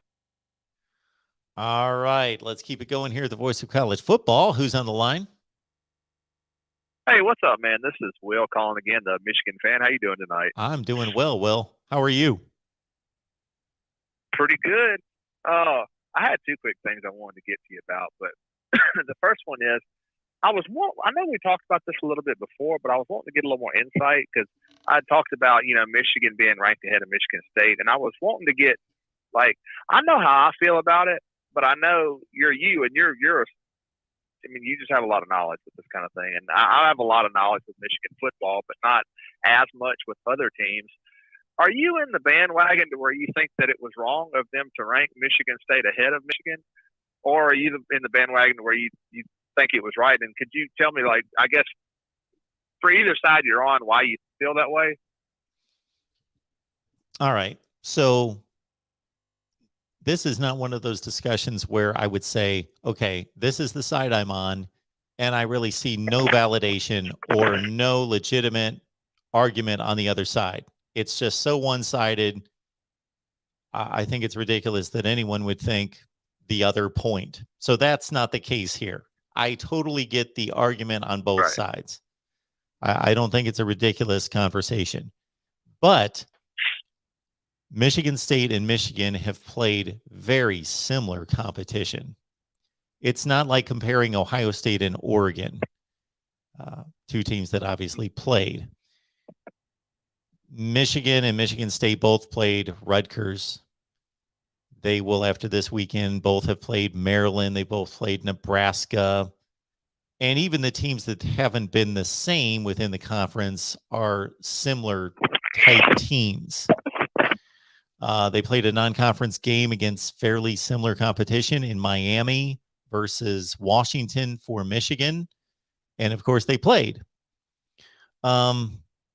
So if Michigan's resume and their performance on the field was decidedly enormously better than Michigan State's outside of the game that they played against each other, then I would think it was a more valid argument to rank Michigan above Michigan State. But to me, that's not the case. Michigan beat Indiana more decisively than Michigan State beat Indiana, but Michigan State beat Rutgers more decisively than Michigan did. They both beat Nebraska by a field goal. You could go on. They both beat their non-conference opponents, who were both 5-5, by 3 touchdowns. I think their performance, aside from the game that they played, is very comparable and very close. But Michigan State won the game that they played. Therefore, I rank Michigan State ahead of Michigan. Well, I certainly understand that aspect of it, because that is the best. I mean, that's the best thing to point to, is they played and Michigan State won the game. And, you know, and we could go on and on about it. It's just, to me, and I understand your side of it, because you're breaking it down in a way to where it's reasonable. It's just, when I hear people like Reese Davis and Paul Feinbaum and people, it just seems like it's just like utter outrage. Like the BCS is just scheming up something because Michigan has a bigger fan base and it's the bigger brand, and this is just an outrageous thing, and the BCS is crooked, and they may be, but I just don't see it on that one. And I agree with all your points. I think that if we're judging them based on the game that they played against each other, personally, I mean, Michigan, to me, and the thing that I want to talk to you about is, people keep talking about complete teams. To me, Michigan is the more complete team. I think Michigan State, and I'm trying my best not to sound biased, but to me, Michigan State without Kenneth Walker is a good team. Kenneth Walker in the equation automatically ups Michigan State to almost an elite team. It's a very top heavy team. And I understand, Michigan hasn't always looked good on the throwing game, but if you compare it to the game that they played, because if we're comparing the head-to-head matchup, if we look at everything, Michigan threw the ball better than Michigan State did. Cade McNamara played one of the best games he's ever played against Michigan State. We were well-rounded. We had 2 running backs that were rotating in and out that were both doing big things. Defense was, to me, superior. It was just that common denominator that they had Kenneth Walker, and Kenneth Walker literally scored. I mean, he literally scored every point of the game. He literally scored every touchdown. Without Kenneth Walker, there would have been nothing to it. Now, you still have to take into consideration he is a member of the team. Yes. You can't just discredit him. He's and a member of the team. He is part of the team, and I totally understand that. But he is the team. I mean, he scored every touchdown against Michigan, and like I said, I just don't understand why anybody could disagree that Michigan is the more complete team, because they are. And I'm not even going to get into the refs. Like I said, we talked about that last time. I think that honestly had the biggest factor in ranking Michigan ahead.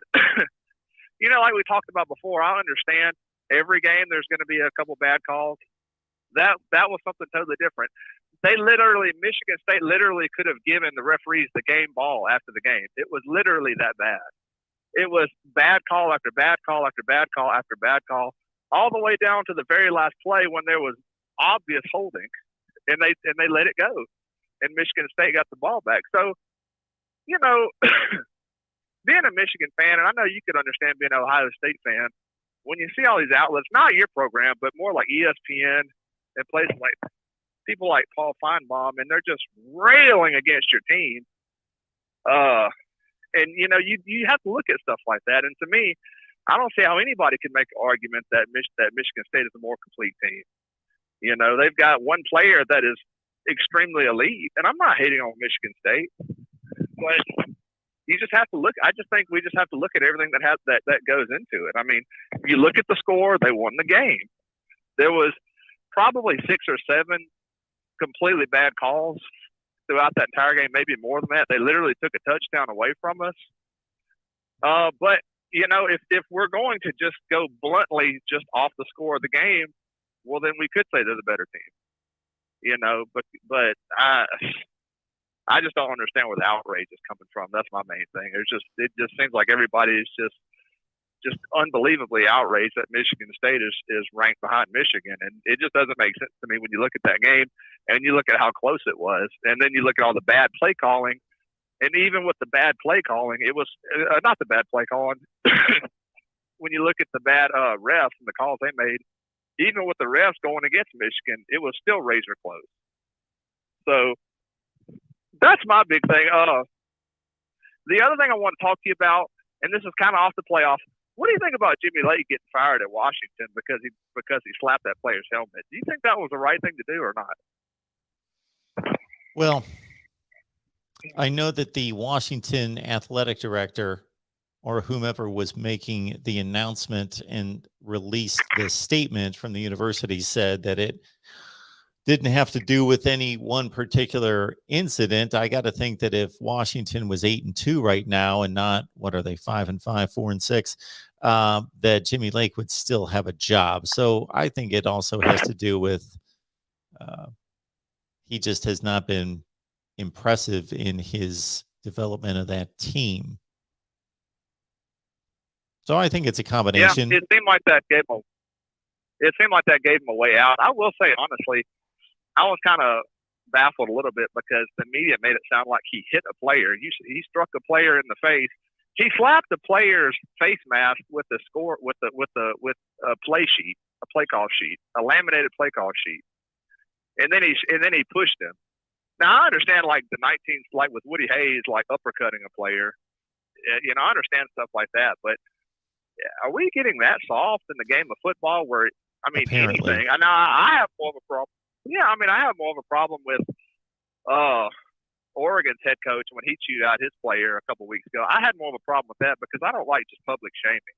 Yes. You know you're on TV. You know everybody's watching you. You know that the camera's focused on you, and you just continuously go on a 30-second raid because you want to show your dominance over a player. And I have a problem with that. But just a little here slapping a helmet with a play sheet, I just think you got kind of a bad rap on that, the way they tried to turn it into a abuse against the player. I just think we're just getting too soft. We are getting too soft in our society. There's no question about that. And that doesn't mean that there wasn't a day and time, as you just referenced, when it was too far the other way. And there had to be some changes made and some people held accountable to say, you know, this isn't responsible adult civil behavior to be hitting players, in intimidating players and that sort of thing. But yeah, football is an intense game and it's played by men, and there's a tough mentality to the sport, tough physically, but also tough mentally, the mindset, the approach, and it's an intense game. And I don't pretend to know where that line should be. We all have it in our minds at a different place, but I don't know what kind of damage a play sheet does to a guy wearing a helmet. So obviously from a physical standpoint, it's ridiculous to even argue that. Now, is there kind of, you know, again, it doesn't have to all be about the physical aspect of it, as you just mentioned with Mario Cristobal and his player. And I saw that incident.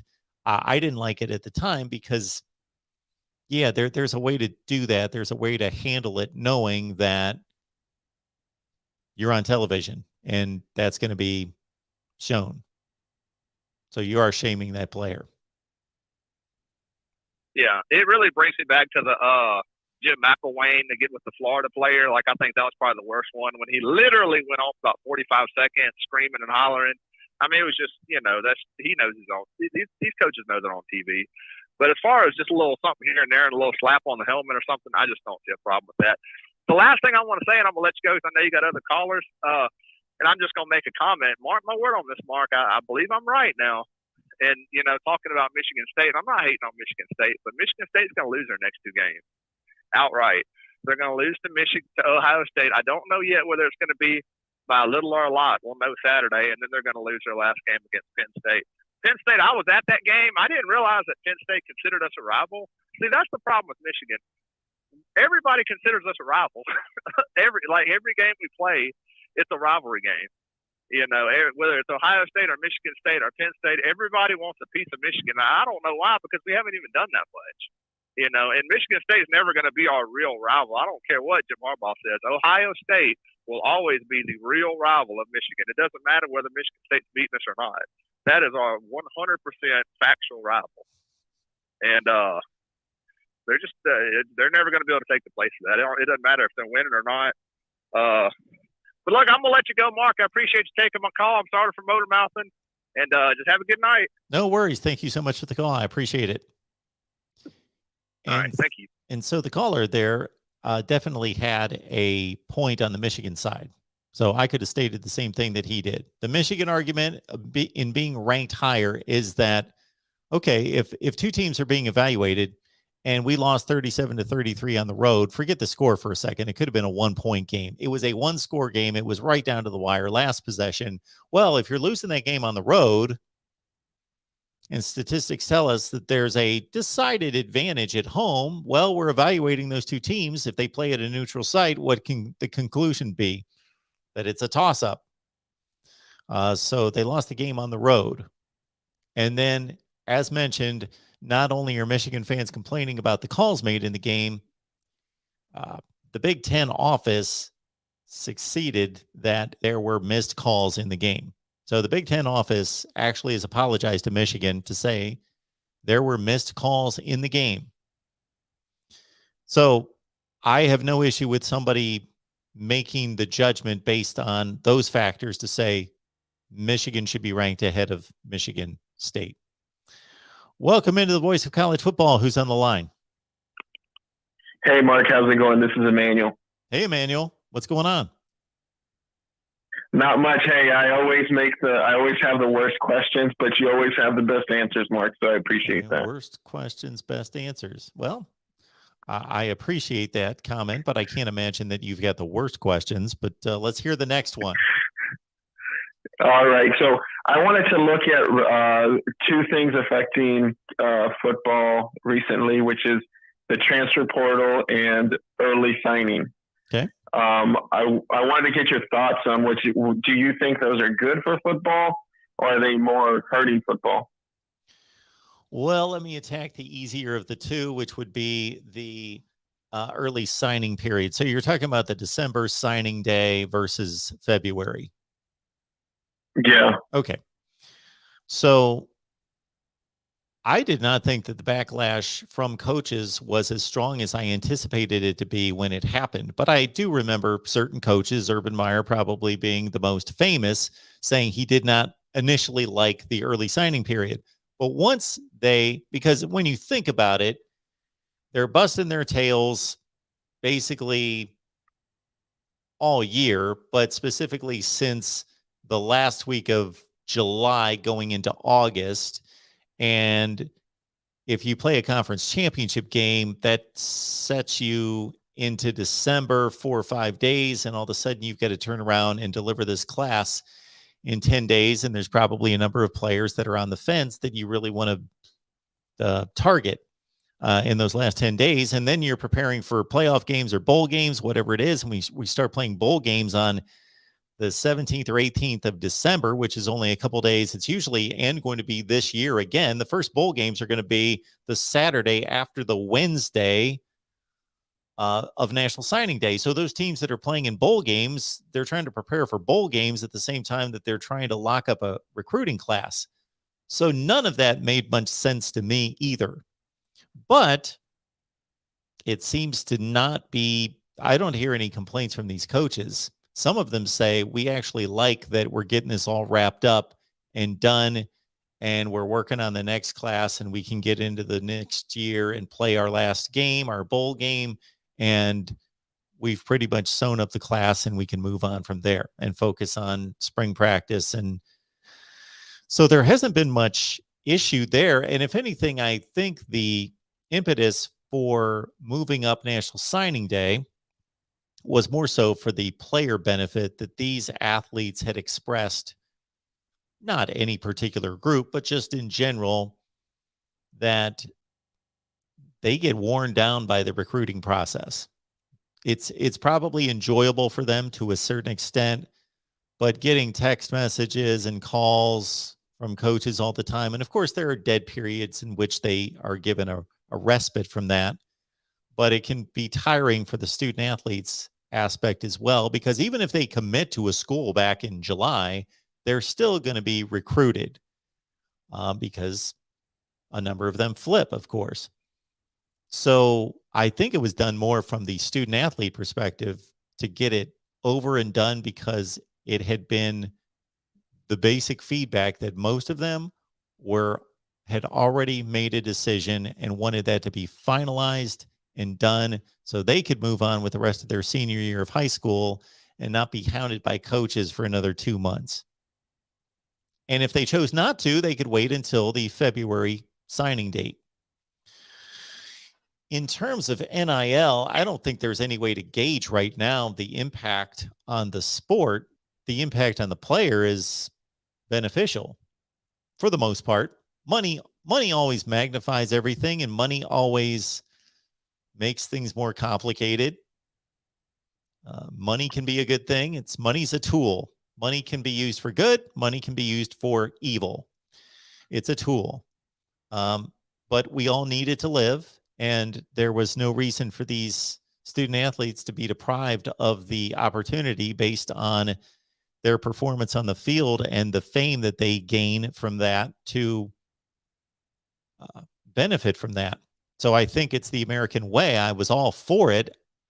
I am not going to be ignorant to the possibilities, the negative ramifications from it, which could be jealousy and so forth in the locker room that could divide teammates and factions of teams and all of that. And it distracting, just being another element of a distraction for a student athlete to take them away from workouts, football, studies, and all those things while they're negotiating with, this business and this corporation and that one. We have unfortunately, this just further pulls us away from where this all really should be. For being honest, it should be that these athletes go to school and they are students that play a sport on the side. That's what it should be. But it's not that anymore and hasn't been for a long, long time. Agreed. Now, when in regards to the transfer portal, when a student transfers, does that take away a scholarship from the recruiting class? Yes. So, yeah. So if you put that particular player on scholarship immediately, as soon as they transfer, so let's say, sometime in August, there was, I would think that there has to be some level of, so I'm spitballing here. Understand that I don't know the ins and outs of the scholarship limits and the rules, but I would think that there would be some kind of grace period, meaning that if you're tapped out on your 105 roster spots and 85 scholarships, and it's the middle of the summer, that you have some leeway,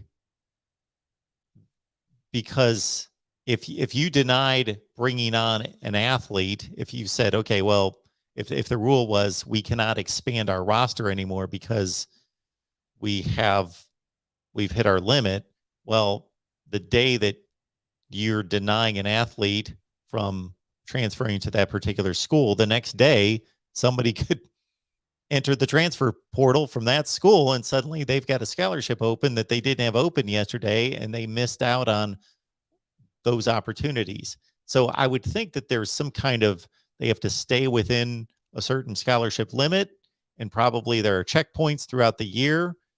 And but I also know that the NCAA gave an expansion of, I believe it was 7.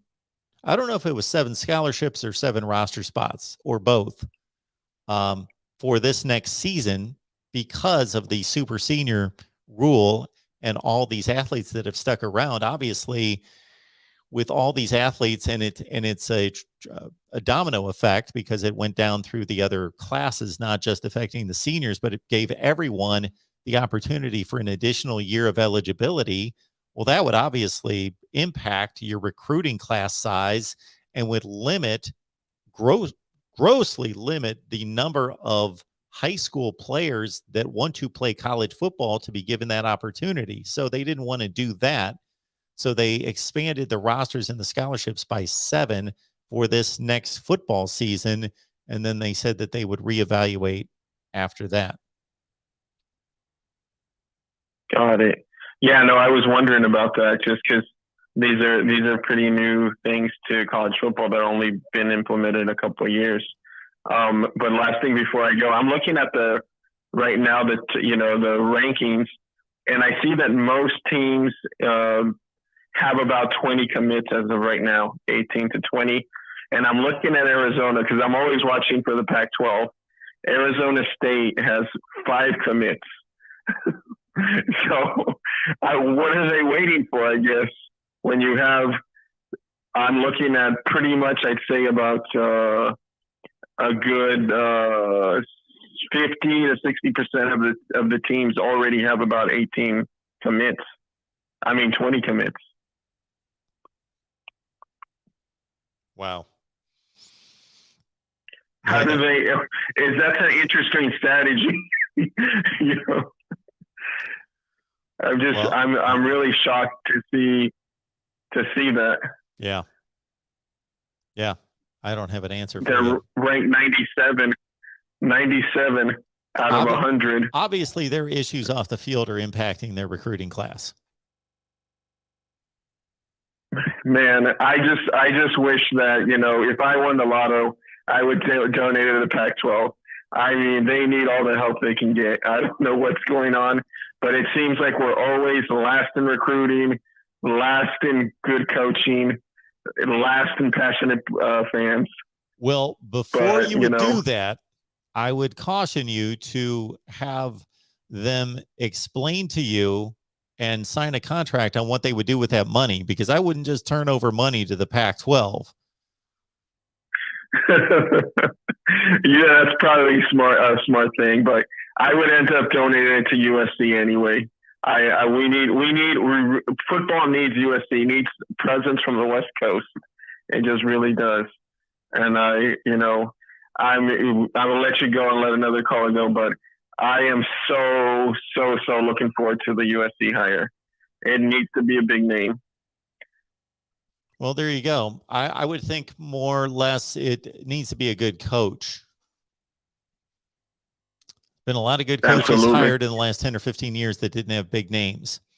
So you're right. If you hire a big name who's accomplished a lot, that he's a good coach. So there's some security and some benefit to that. But obviously, you just want to have ultimately the best guy. Well, thanks so much for the call. I appreciate it. Hey, Mark. Always a pleasure talking to you. Have a great night. Absolutely. Bye. You too. So let me get to a couple super chats here. We got Brian Plato. He should be one wise individual. Thank you so much for the super chat contribution there. Why are the Texas Longhorns so bad? Gig 'em.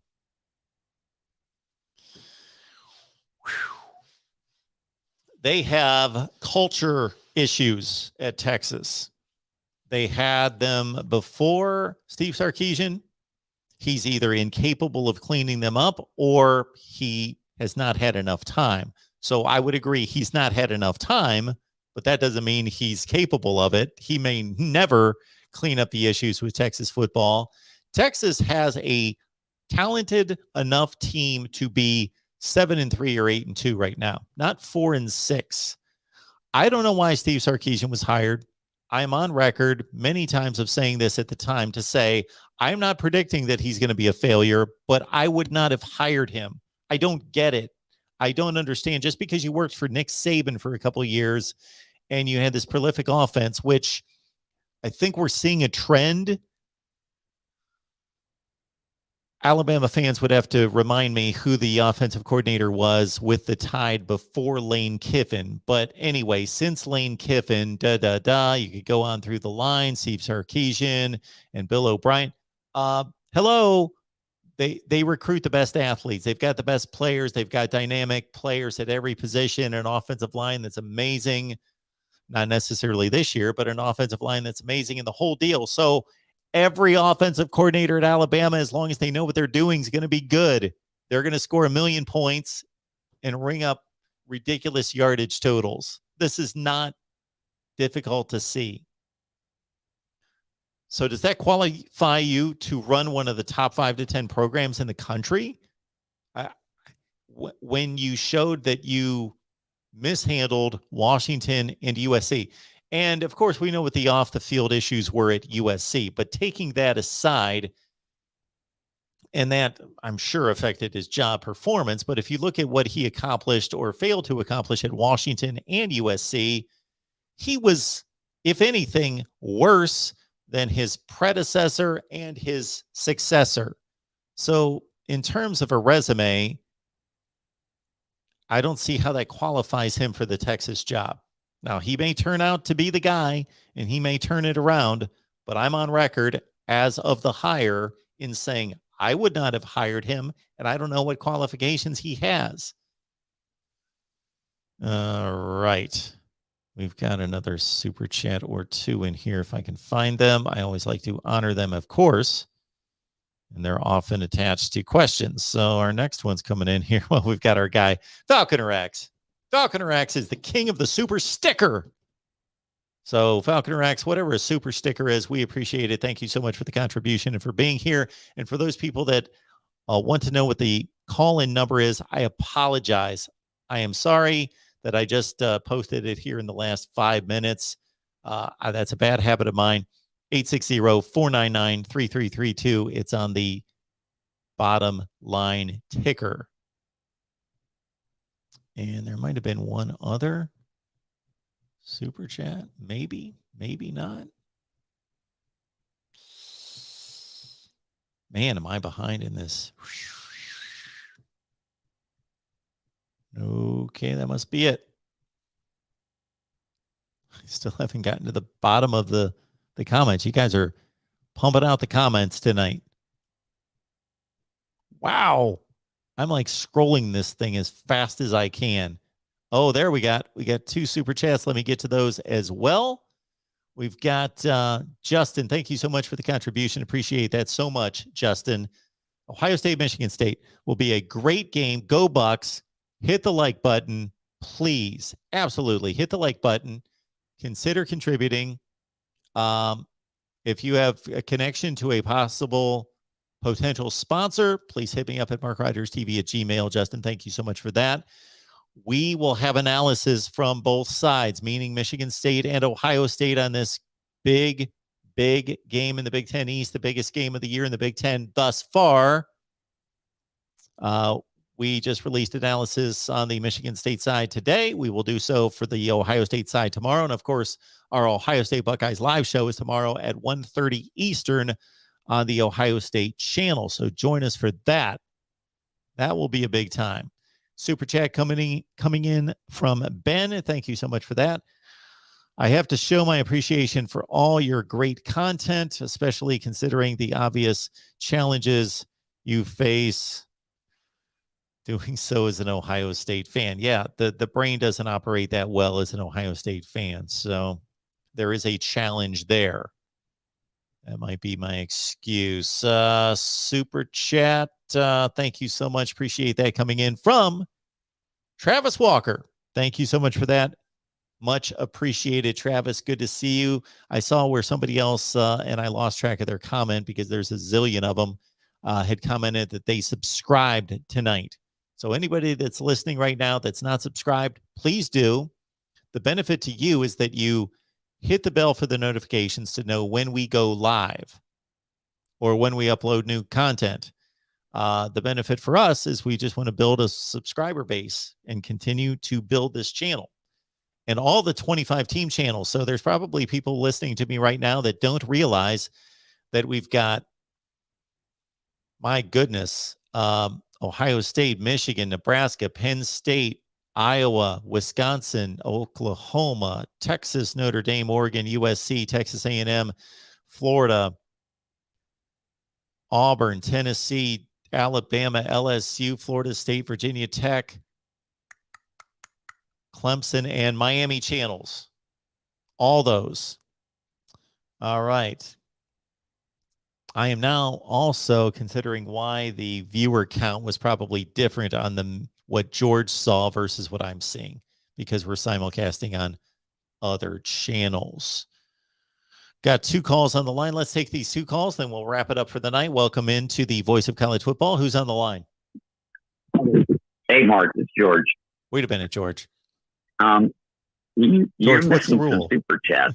Am I missing? I just read off a No bunch. more than No more than twice a night. No more than twice a night, unless Right. you remind me of super chats that are there. So, Right. You miss them because you don't stay current. You're like an hour behind, or half an hour, 20 minutes. Well, You got to keep. You just got to spin past 80 I've been comments and catch spinning. up. Sometimes. I am down to the bottom of. Yeah. Did you hear the super chats I just read off? I read off about 5. I think I caught Yeah. up with all of them. All right. Did you see Cal 1? COWONE, Cal 1. I don't see that one anymore. I think he's a new guy. But he said, I'm a perfectly straight guy, heterosexual. He said that you have beautiful blue eyes and good hair. That's I will take that comment. That's an interesting one. Right. Right. Beautiful blue eyes. Well, I said they're kind of Cal 1. hazel. I said Cal. I told him, I said, Cal 1, I don't care what you say. That's overboard. Stop it. Like we all Not if know it's Mark has attached to a nice super eyes and chat. good hair, but we don't talk about it. We don't talk about it openly. All right, back to football. Yes. Texas freaked me out. Oh, did I miss No, I think I caught up with everyone. I think I got them all. I hate to miss super chats. I hate that. But all right, George. Thanks for calling in. Let me know about the hair and the eyes. Wait, I was talking about What? Texas. I was talking about Texas. What about Texas? They freaked me out. They suck. They freaked me out, man. Like, how can they do this for they're like Georgia. It's been 40 years or something. No. I'm thinking They're not Florida. like Georgia. I'm thinking Florida's going to save their program by hiring a good coach and fix it in 1 year. How come Texas never did that? I don't get it. They How keep can trying. it go so long without hiring a I don't understand. They were playing in the national championship game in 2009 and won one in 2005. So that's All right, a little different than 2005. the That's Georgia 5 years better thing. than Georgia. 5, it's 25 years better. All right, one more thing in the Yes. chat. We are all having a big thing. And Yeah. one guy was saying the athletes are employees. They make money for the university. And other people are arguing about, the benefits and all that. But in Black's Law Dictionary, the word employee, employer, this is literally true. Go online to Black's Law Dictionary and look up employee, employer. And it says master, servant. These terms are synonymous. So people want to tell me about slavery. They don't even know what the legal word master or employer employee means. And they go and give an application which has a serious legal definition. You applied for it. So now it's voluntary servitude, not involuntary, which is illegal. So everybody's getting what they bargained for. We could pay them as independent contractors, 1099 them, give them money. There's all kinds of ways we could do it. We could set them up as an investment for the university because they get lasting returns for them. You know what I mean? It pays on into oblivion. They're still using Tebow's image and likeness, blah, blah, blah. We could set them up as actors in the entertainment industry. There's all kinds of ways we could do this, but we decided to do it as master servant. They make an application to security. I mean, the university accepts it and they let them have a job as a student. That's what's going on. Any lawyer could fix this that was honest, but they don't want to apparently because it's worth billions and billions of dollars to ESPN and those other channels and networks and universities and professors, administrators. All right, George. Everything's getting rich. All right. Go Alabama. There you Talk to go. you later. See ya. Bye. So I spent a portion of my day yesterday with my daughter and her student loans and making phone calls, trying to circumvent some of it, trying to figure out better ways to deal with the student loans. So anybody who says that student athletes are not compensated, I will hand them all my student loans. We can hand those to you. Yes, student athletes are paid. They are paid with a scholarship. Now, we can have an argument as to whether that's enough, but they are paid for their services in playing for that university. Whatever that's worth, $30,000 a year, $40,000 a year, whatever, depending on the school. So they are compensated. We can have the argument, the debate, the discussion, whether it's enough, but they are compensated. They don't play for free. All right. Next up here at the Voice of College Football, who's on the line? Hey, Mark, it's Travis. Hey, Travis, what's going on? Hey, how you doing, man? I'm good. I saw something that kind of caught my eye that I thought might be interesting for the committee to figure out. Saying that Ohio State beats Michigan and Michigan State, you're going to have Cincinnati sitting at 5, assuming they win out, and then assuming Notre Dame wins out, they would move up to that 6th spot more than likely. You got a Cincinnati, a group of 5 school, sitting at 5. You got a Notre Dame 11-1 that does not have a conference championship, sitting at 6. You know, it's just kind of interesting. Then, you know, behind them, you got a possible, you know, Oklahoma State conference champion and a Wake Forest ACC conference champion. You know, what do you do with, you know, a Cincinnati, a group of 5, and a Notre Dame that doesn't have a conference championship on their resume, which apparently is, you know, a big deal. I just see the committee kind of sitting there going, what do we do? What do we do? You know, I wanted to see what your take there is on those two teams kind of log jamming up the front there. Well, this year is no different than any other year. So the committee has had to deal with whatever's been presented to them. So this year's no more difficult than any other year. Obviously, each year varies in difficulty, but they've all been difficult except for 2019 was pretty clear cut. So they're going to make a decision on, you know, since 2014, they came up with these tenets of, you know, winning conference championships, playing difficult opponents, performance on the field, etc. As we've gone along, they've gotten away from those because that has boxed them in. And all they tell us when it comes right down to it is they're going to select the 4 best teams. which is a rather moronic statement to make because they don't know who the 4 best teams are. Nobody does. They could say we're going to select the 4 best resumes, but they don't even say that. They're just going to select the 4 best teams. So I am almost positive, because it's happened 6 out of 7 years, that there are going to be teams left out of the playoff that have just as good a resumes and just as good of an argument as teams that are in the playoff. Yeah. Yeah. I thought it was interesting that since Oregon's lost their one loss to Stanford has not won a game since. Yeah, it's a bad loss. 6 straight, I believe. It might be 5. And I think they lost the game before that, before they played Oregon. So they might have lost the past 6 out of 7 games. Yeah, they're 3 and 7. I think they lost.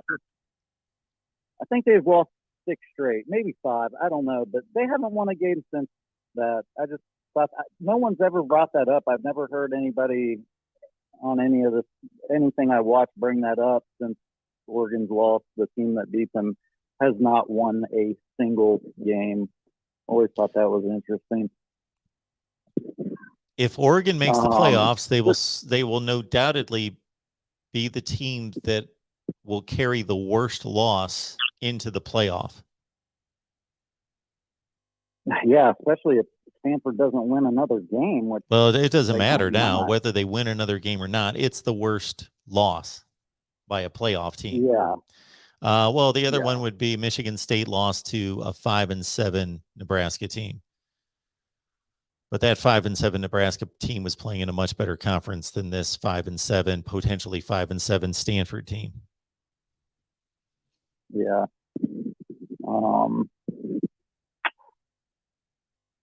What do you think about this game this weekend? Michigan OSU. Michigan State OSU, I'm sorry. Well, I think it's going to come down to Michigan State's ability to put some kind of pressure on CJ Stroud, because their secondary is proven incapable of holding down passing offenses. Aiden O'Connell threw for 536 yards against them. Talia Tagovailoa hit him up for 350 last week. And those aren't inflated statistics. They're all meaningful throws during competitive games. So Michigan State's got an issue containing the pass, and that's not the issue you want to have against Ohio State. Yeah. I'm thinking if OSU can contain Walker, which Walker's going to get his. He's going to get his. I'm a mad, if we hope, I'm an Ohio State, I live in Columbus. If OSU can contain Walker to at least 100 yards, that would be fantastic. But he's going to get his. He's going to eat either way. And if they can contain him and force Michigan State to throw, I feel like they're good. But if Kenneth gets off to a start where he's racking up, getting into the 200s, and Michigan State's that's going to be their best chance if he goes off. Yeah, it also chews up the clock. What's that? It also chews up the clock. If he's running the football and gaining first downs, it doesn't have to be 200 yards, but he's going to chew up the clock and keep the Ohio State offense on the sideline. Yeah.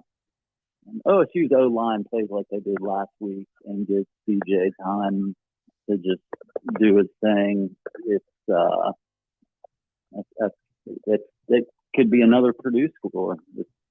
If the O-line can come together again and play like they played against Purdue, that was shocking. I was actually a little nervous playing against Purdue, just given what they've done in the past to OSU and this year top teams. It was, but that O-line came together for the first time like I've seen all year. I mean, it was beautiful. So hoping we can pull that off again. But I figured all the teams would remain the same in the top 7 after taking a closer look at this weekend's schedule. I think this weekend's matchups are going to set the tone for what's to come, because there's a lot of good games on this weekend that are going to set the tone for what's coming here shortly with the playoffs and everything. And I figured it would stay the same, and OSU wouldn't jump anybody. And I believe they beat MSU. They will jump Oregon next weekend. What do you think about that one? Do I think Ohio State's going to jump Oregon if they beat Michigan Oregon, State? if they beat Michigan State, or are they going to make them wait? I have no idea what the committee's going to do. I have no idea. Trying to predict what they're going to do. I have no idea. Yeah. They can take any stance they want. They can wait for this game. They can wait for the next game or the next game, or never, and say Oregon's always going to be ahead of Ohio State. They keep winning. They can justify any of those. They could have justified it before. They could have said Ohio State's finally gotten to a place where the resume trumps this head-to-head win by Oregon. They can do that at any time. There's no magic formula to it. It's based on their judgment. Yeah, every year they get new people in. It's new rules. You never know what each year. New people will make up some new stuff, But it'll be interesting. I imagine Saturday's game will be the most watched college football game of the year up to that point. So it's gonna be a good one. I'll be watching. Appreciate the content. Talk to you later, buddy. Hey, thanks so much for the call. Appreciate that. All right, thank you. All right. And I was going to take those two calls and no more, but we've got somebody waiting. So I, being a kind soul, welcome to the Voice of College Football. Who's on the line? Hi, this is Tyler. Hey, Hi, Tyler. nice to talk to you. How are you? Hi, I was wondering because I'm good. How are you? So I was wondering because everyone's been talking a lot about Ohio State versus Oregon, and that whole head-to-head thing. I'm just wondering, it doesn't seem like people are ever looking at like the resume of Oregon compared to like even the rest of the top 10, because I don't know if you ignore just the fact that Ohio State is there, which they're kind of shoving Oregon up the rankings because of that head-to-head. Mm-hmm. I don't know if Oregon's resume stacks up to teams like Cincinnati or Michigan State. Well, take out the first one. It stacks up against Cincinnati's. The other two, no, it does not.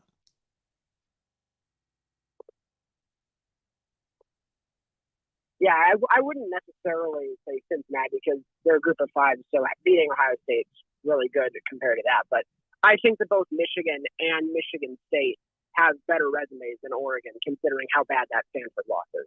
Yeah, they do. Yep. So it just seems kind of weird how Ohio State, they're forcing Oregon to be put above Ohio. They're forcing Oregon to be put above Ohio State when there's probably at least 2, 3, or even other teams below them who are probably better and have better resumes than Oregon.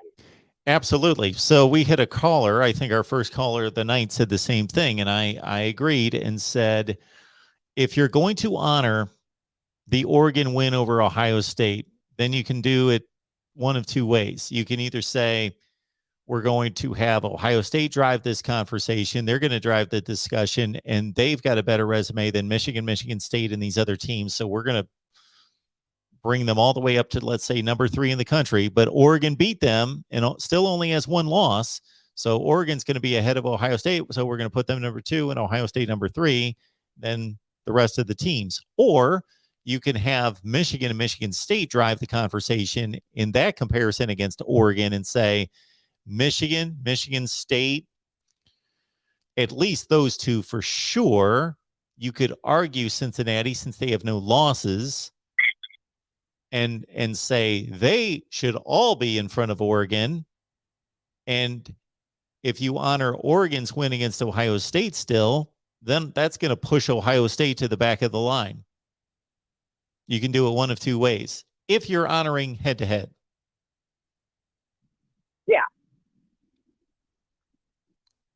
Yeah, but of course, when the committee puts Michigan over Michigan State, they stop honoring head-to-head. They count a game that happened 2 weeks ago more than a game that, and they forget about a game that happened 2 weeks ago, but they care so much about a game that happened like 8 weeks ago. Well, again, you're opening up a fascinating discussion where there's no right or wrong. It just depends how you approach it. Are we valuing each game exactly the same? Weeks 1 through 12? Or are we saying we want the 4 best teams at the end of the season?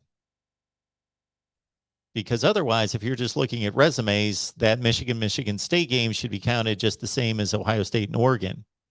Or are we saying, well, that's more recent, so it's more valid? Yeah, I don't know if that's necessarily right, but I don't think that counting the game that happened way earlier in the season is any better than counting the game that's more recent. Like, you can either count them both the same, or you can count the game that happened earliest as less valuable. Yeah, well, you shouldn't count it as more value. That doesn't make any sense. It seems like that's what they're doing, just because of home and away. Well, that's part of it. Mhm. They're certainly taking into consideration, and they're also supposed to be taking, or so they say. I'm not saying that this is what they're supposed to be doing, but they say they take injuries into consideration. And that Oregon team did not play with its best player against Ohio State. Oh, I did forget about that. I thought you were going to mention the Stanford thing because they had a lot of injuries there. Well, they did there too. But Kayvon Thibodeau missed the game against Ohio State, and they had 5 key defensive players miss that game.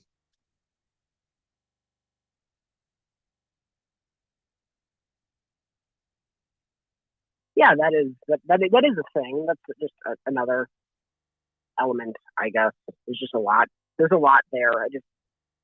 A lot of poor results that Oregon has turned up ever since that game, in terms of struggle wins and that loss. Absolutely. Anything else? Yeah. No, that's all I had. Well, I appreciate the call. Thank you. Have a good weekend. Or where are we? We're on Tuesday night. Have a good weekend. I'm thinking it's like our Saturday call-in show after the games. All right, everyone. Appreciate everybody being here here at the Voice of College Football. So Wednesday's just an insane schedule. So it looks like this. We go live at 11:30 in the morning with Nebraska live for an hour. Then 12:30 Eastern time, Oklahoma live. Then at 1:30, Ohio State live for an hour on the Ohio State channel. All these are on their team-specific channels. And then at 5 o'clock Eastern, Michigan live. At 6 Eastern, Florida State live. At 7 Eastern, Miami live. 6 team live streams tomorrow. Again, that's Nebraska at 11:30 in the morning Eastern time, Oklahoma 12:30, Ohio State 1:30, Michigan 5, Florida State at 6, and at 7 o'clock, Miami, right here at the Voice of College Football. One other thing, I don't know if this interests anyone. I took some time to figure this out, so I hope it interests someone, because I should go ahead and cut these videos and post them because I've done the homework. Basically, I have figured out the championship scenarios. What has to happen in the Big Ten Western Division between Wisconsin, Iowa, Minnesota, Purdue? I've worked out all the scenarios. The SEC Western Division, that's crazy. Well, it's not crazy. Alabama's going to win the division. We pretty much know that. But just for argument's sake, for discussion's sake, it's possible. I have figured out a 5-way tie. There could be a 5-way tie in the SEC Western Division. Alabama, Mississippi State, Texas A&M, Arkansas, and Auburn all could finish at 5-3. If Alabama loses to Arkansas this week and Auburn, they would finish 5-3. And there's a way we could have a 5-way tie for the SEC Western Division. Then, of course, we've got the Ohio State, Michigan State, Michigan scenario in the Big Ten Eastern Division. And was there another one? Those are the ones I'd worked out thus far. So it was the SEC West, the Big Ten East and West, And I guess just those three. I thought I worked out the ACC as well. The ACC, yes, where's that? Anyway, I did the ACC as well. So I got to work on those videos, and hopefully somebody will enjoy them. All right, tomorrow, 6 live streams. Pick your team or pick them all. Nebraska, Oklahoma, Ohio State, Michigan, Florida State, and Miami, right here at the Voice of College Football on those team-specific channels. If you just want to help us build what we're doing here at the Voice of College Football, please subscribe here, but also subscribe to your favorite team channel, and subscribe if you're just wanting to help us. Subscribe to those channels that are under 1,000 subs, especially Iowa. We're like 794. We need to get to 1,000. Everybody listening to me right now, subscribe to the Iowa channel. We'll make this deal. Subscribe to the Iowa channel. And even if you don't want to watch the Iowa content, as soon as we get comfortably over 1,000, go ahead and unsubscribe. That's fine. But get us to 1,000. Subscribe to the Iowa channel. I will love you for it. That actually would not be the proper definition of love, but you know what I mean. Right here at the Voice of College Football. See you bright and early, 11:30 in the morning, Eastern Time, Nebraska Live.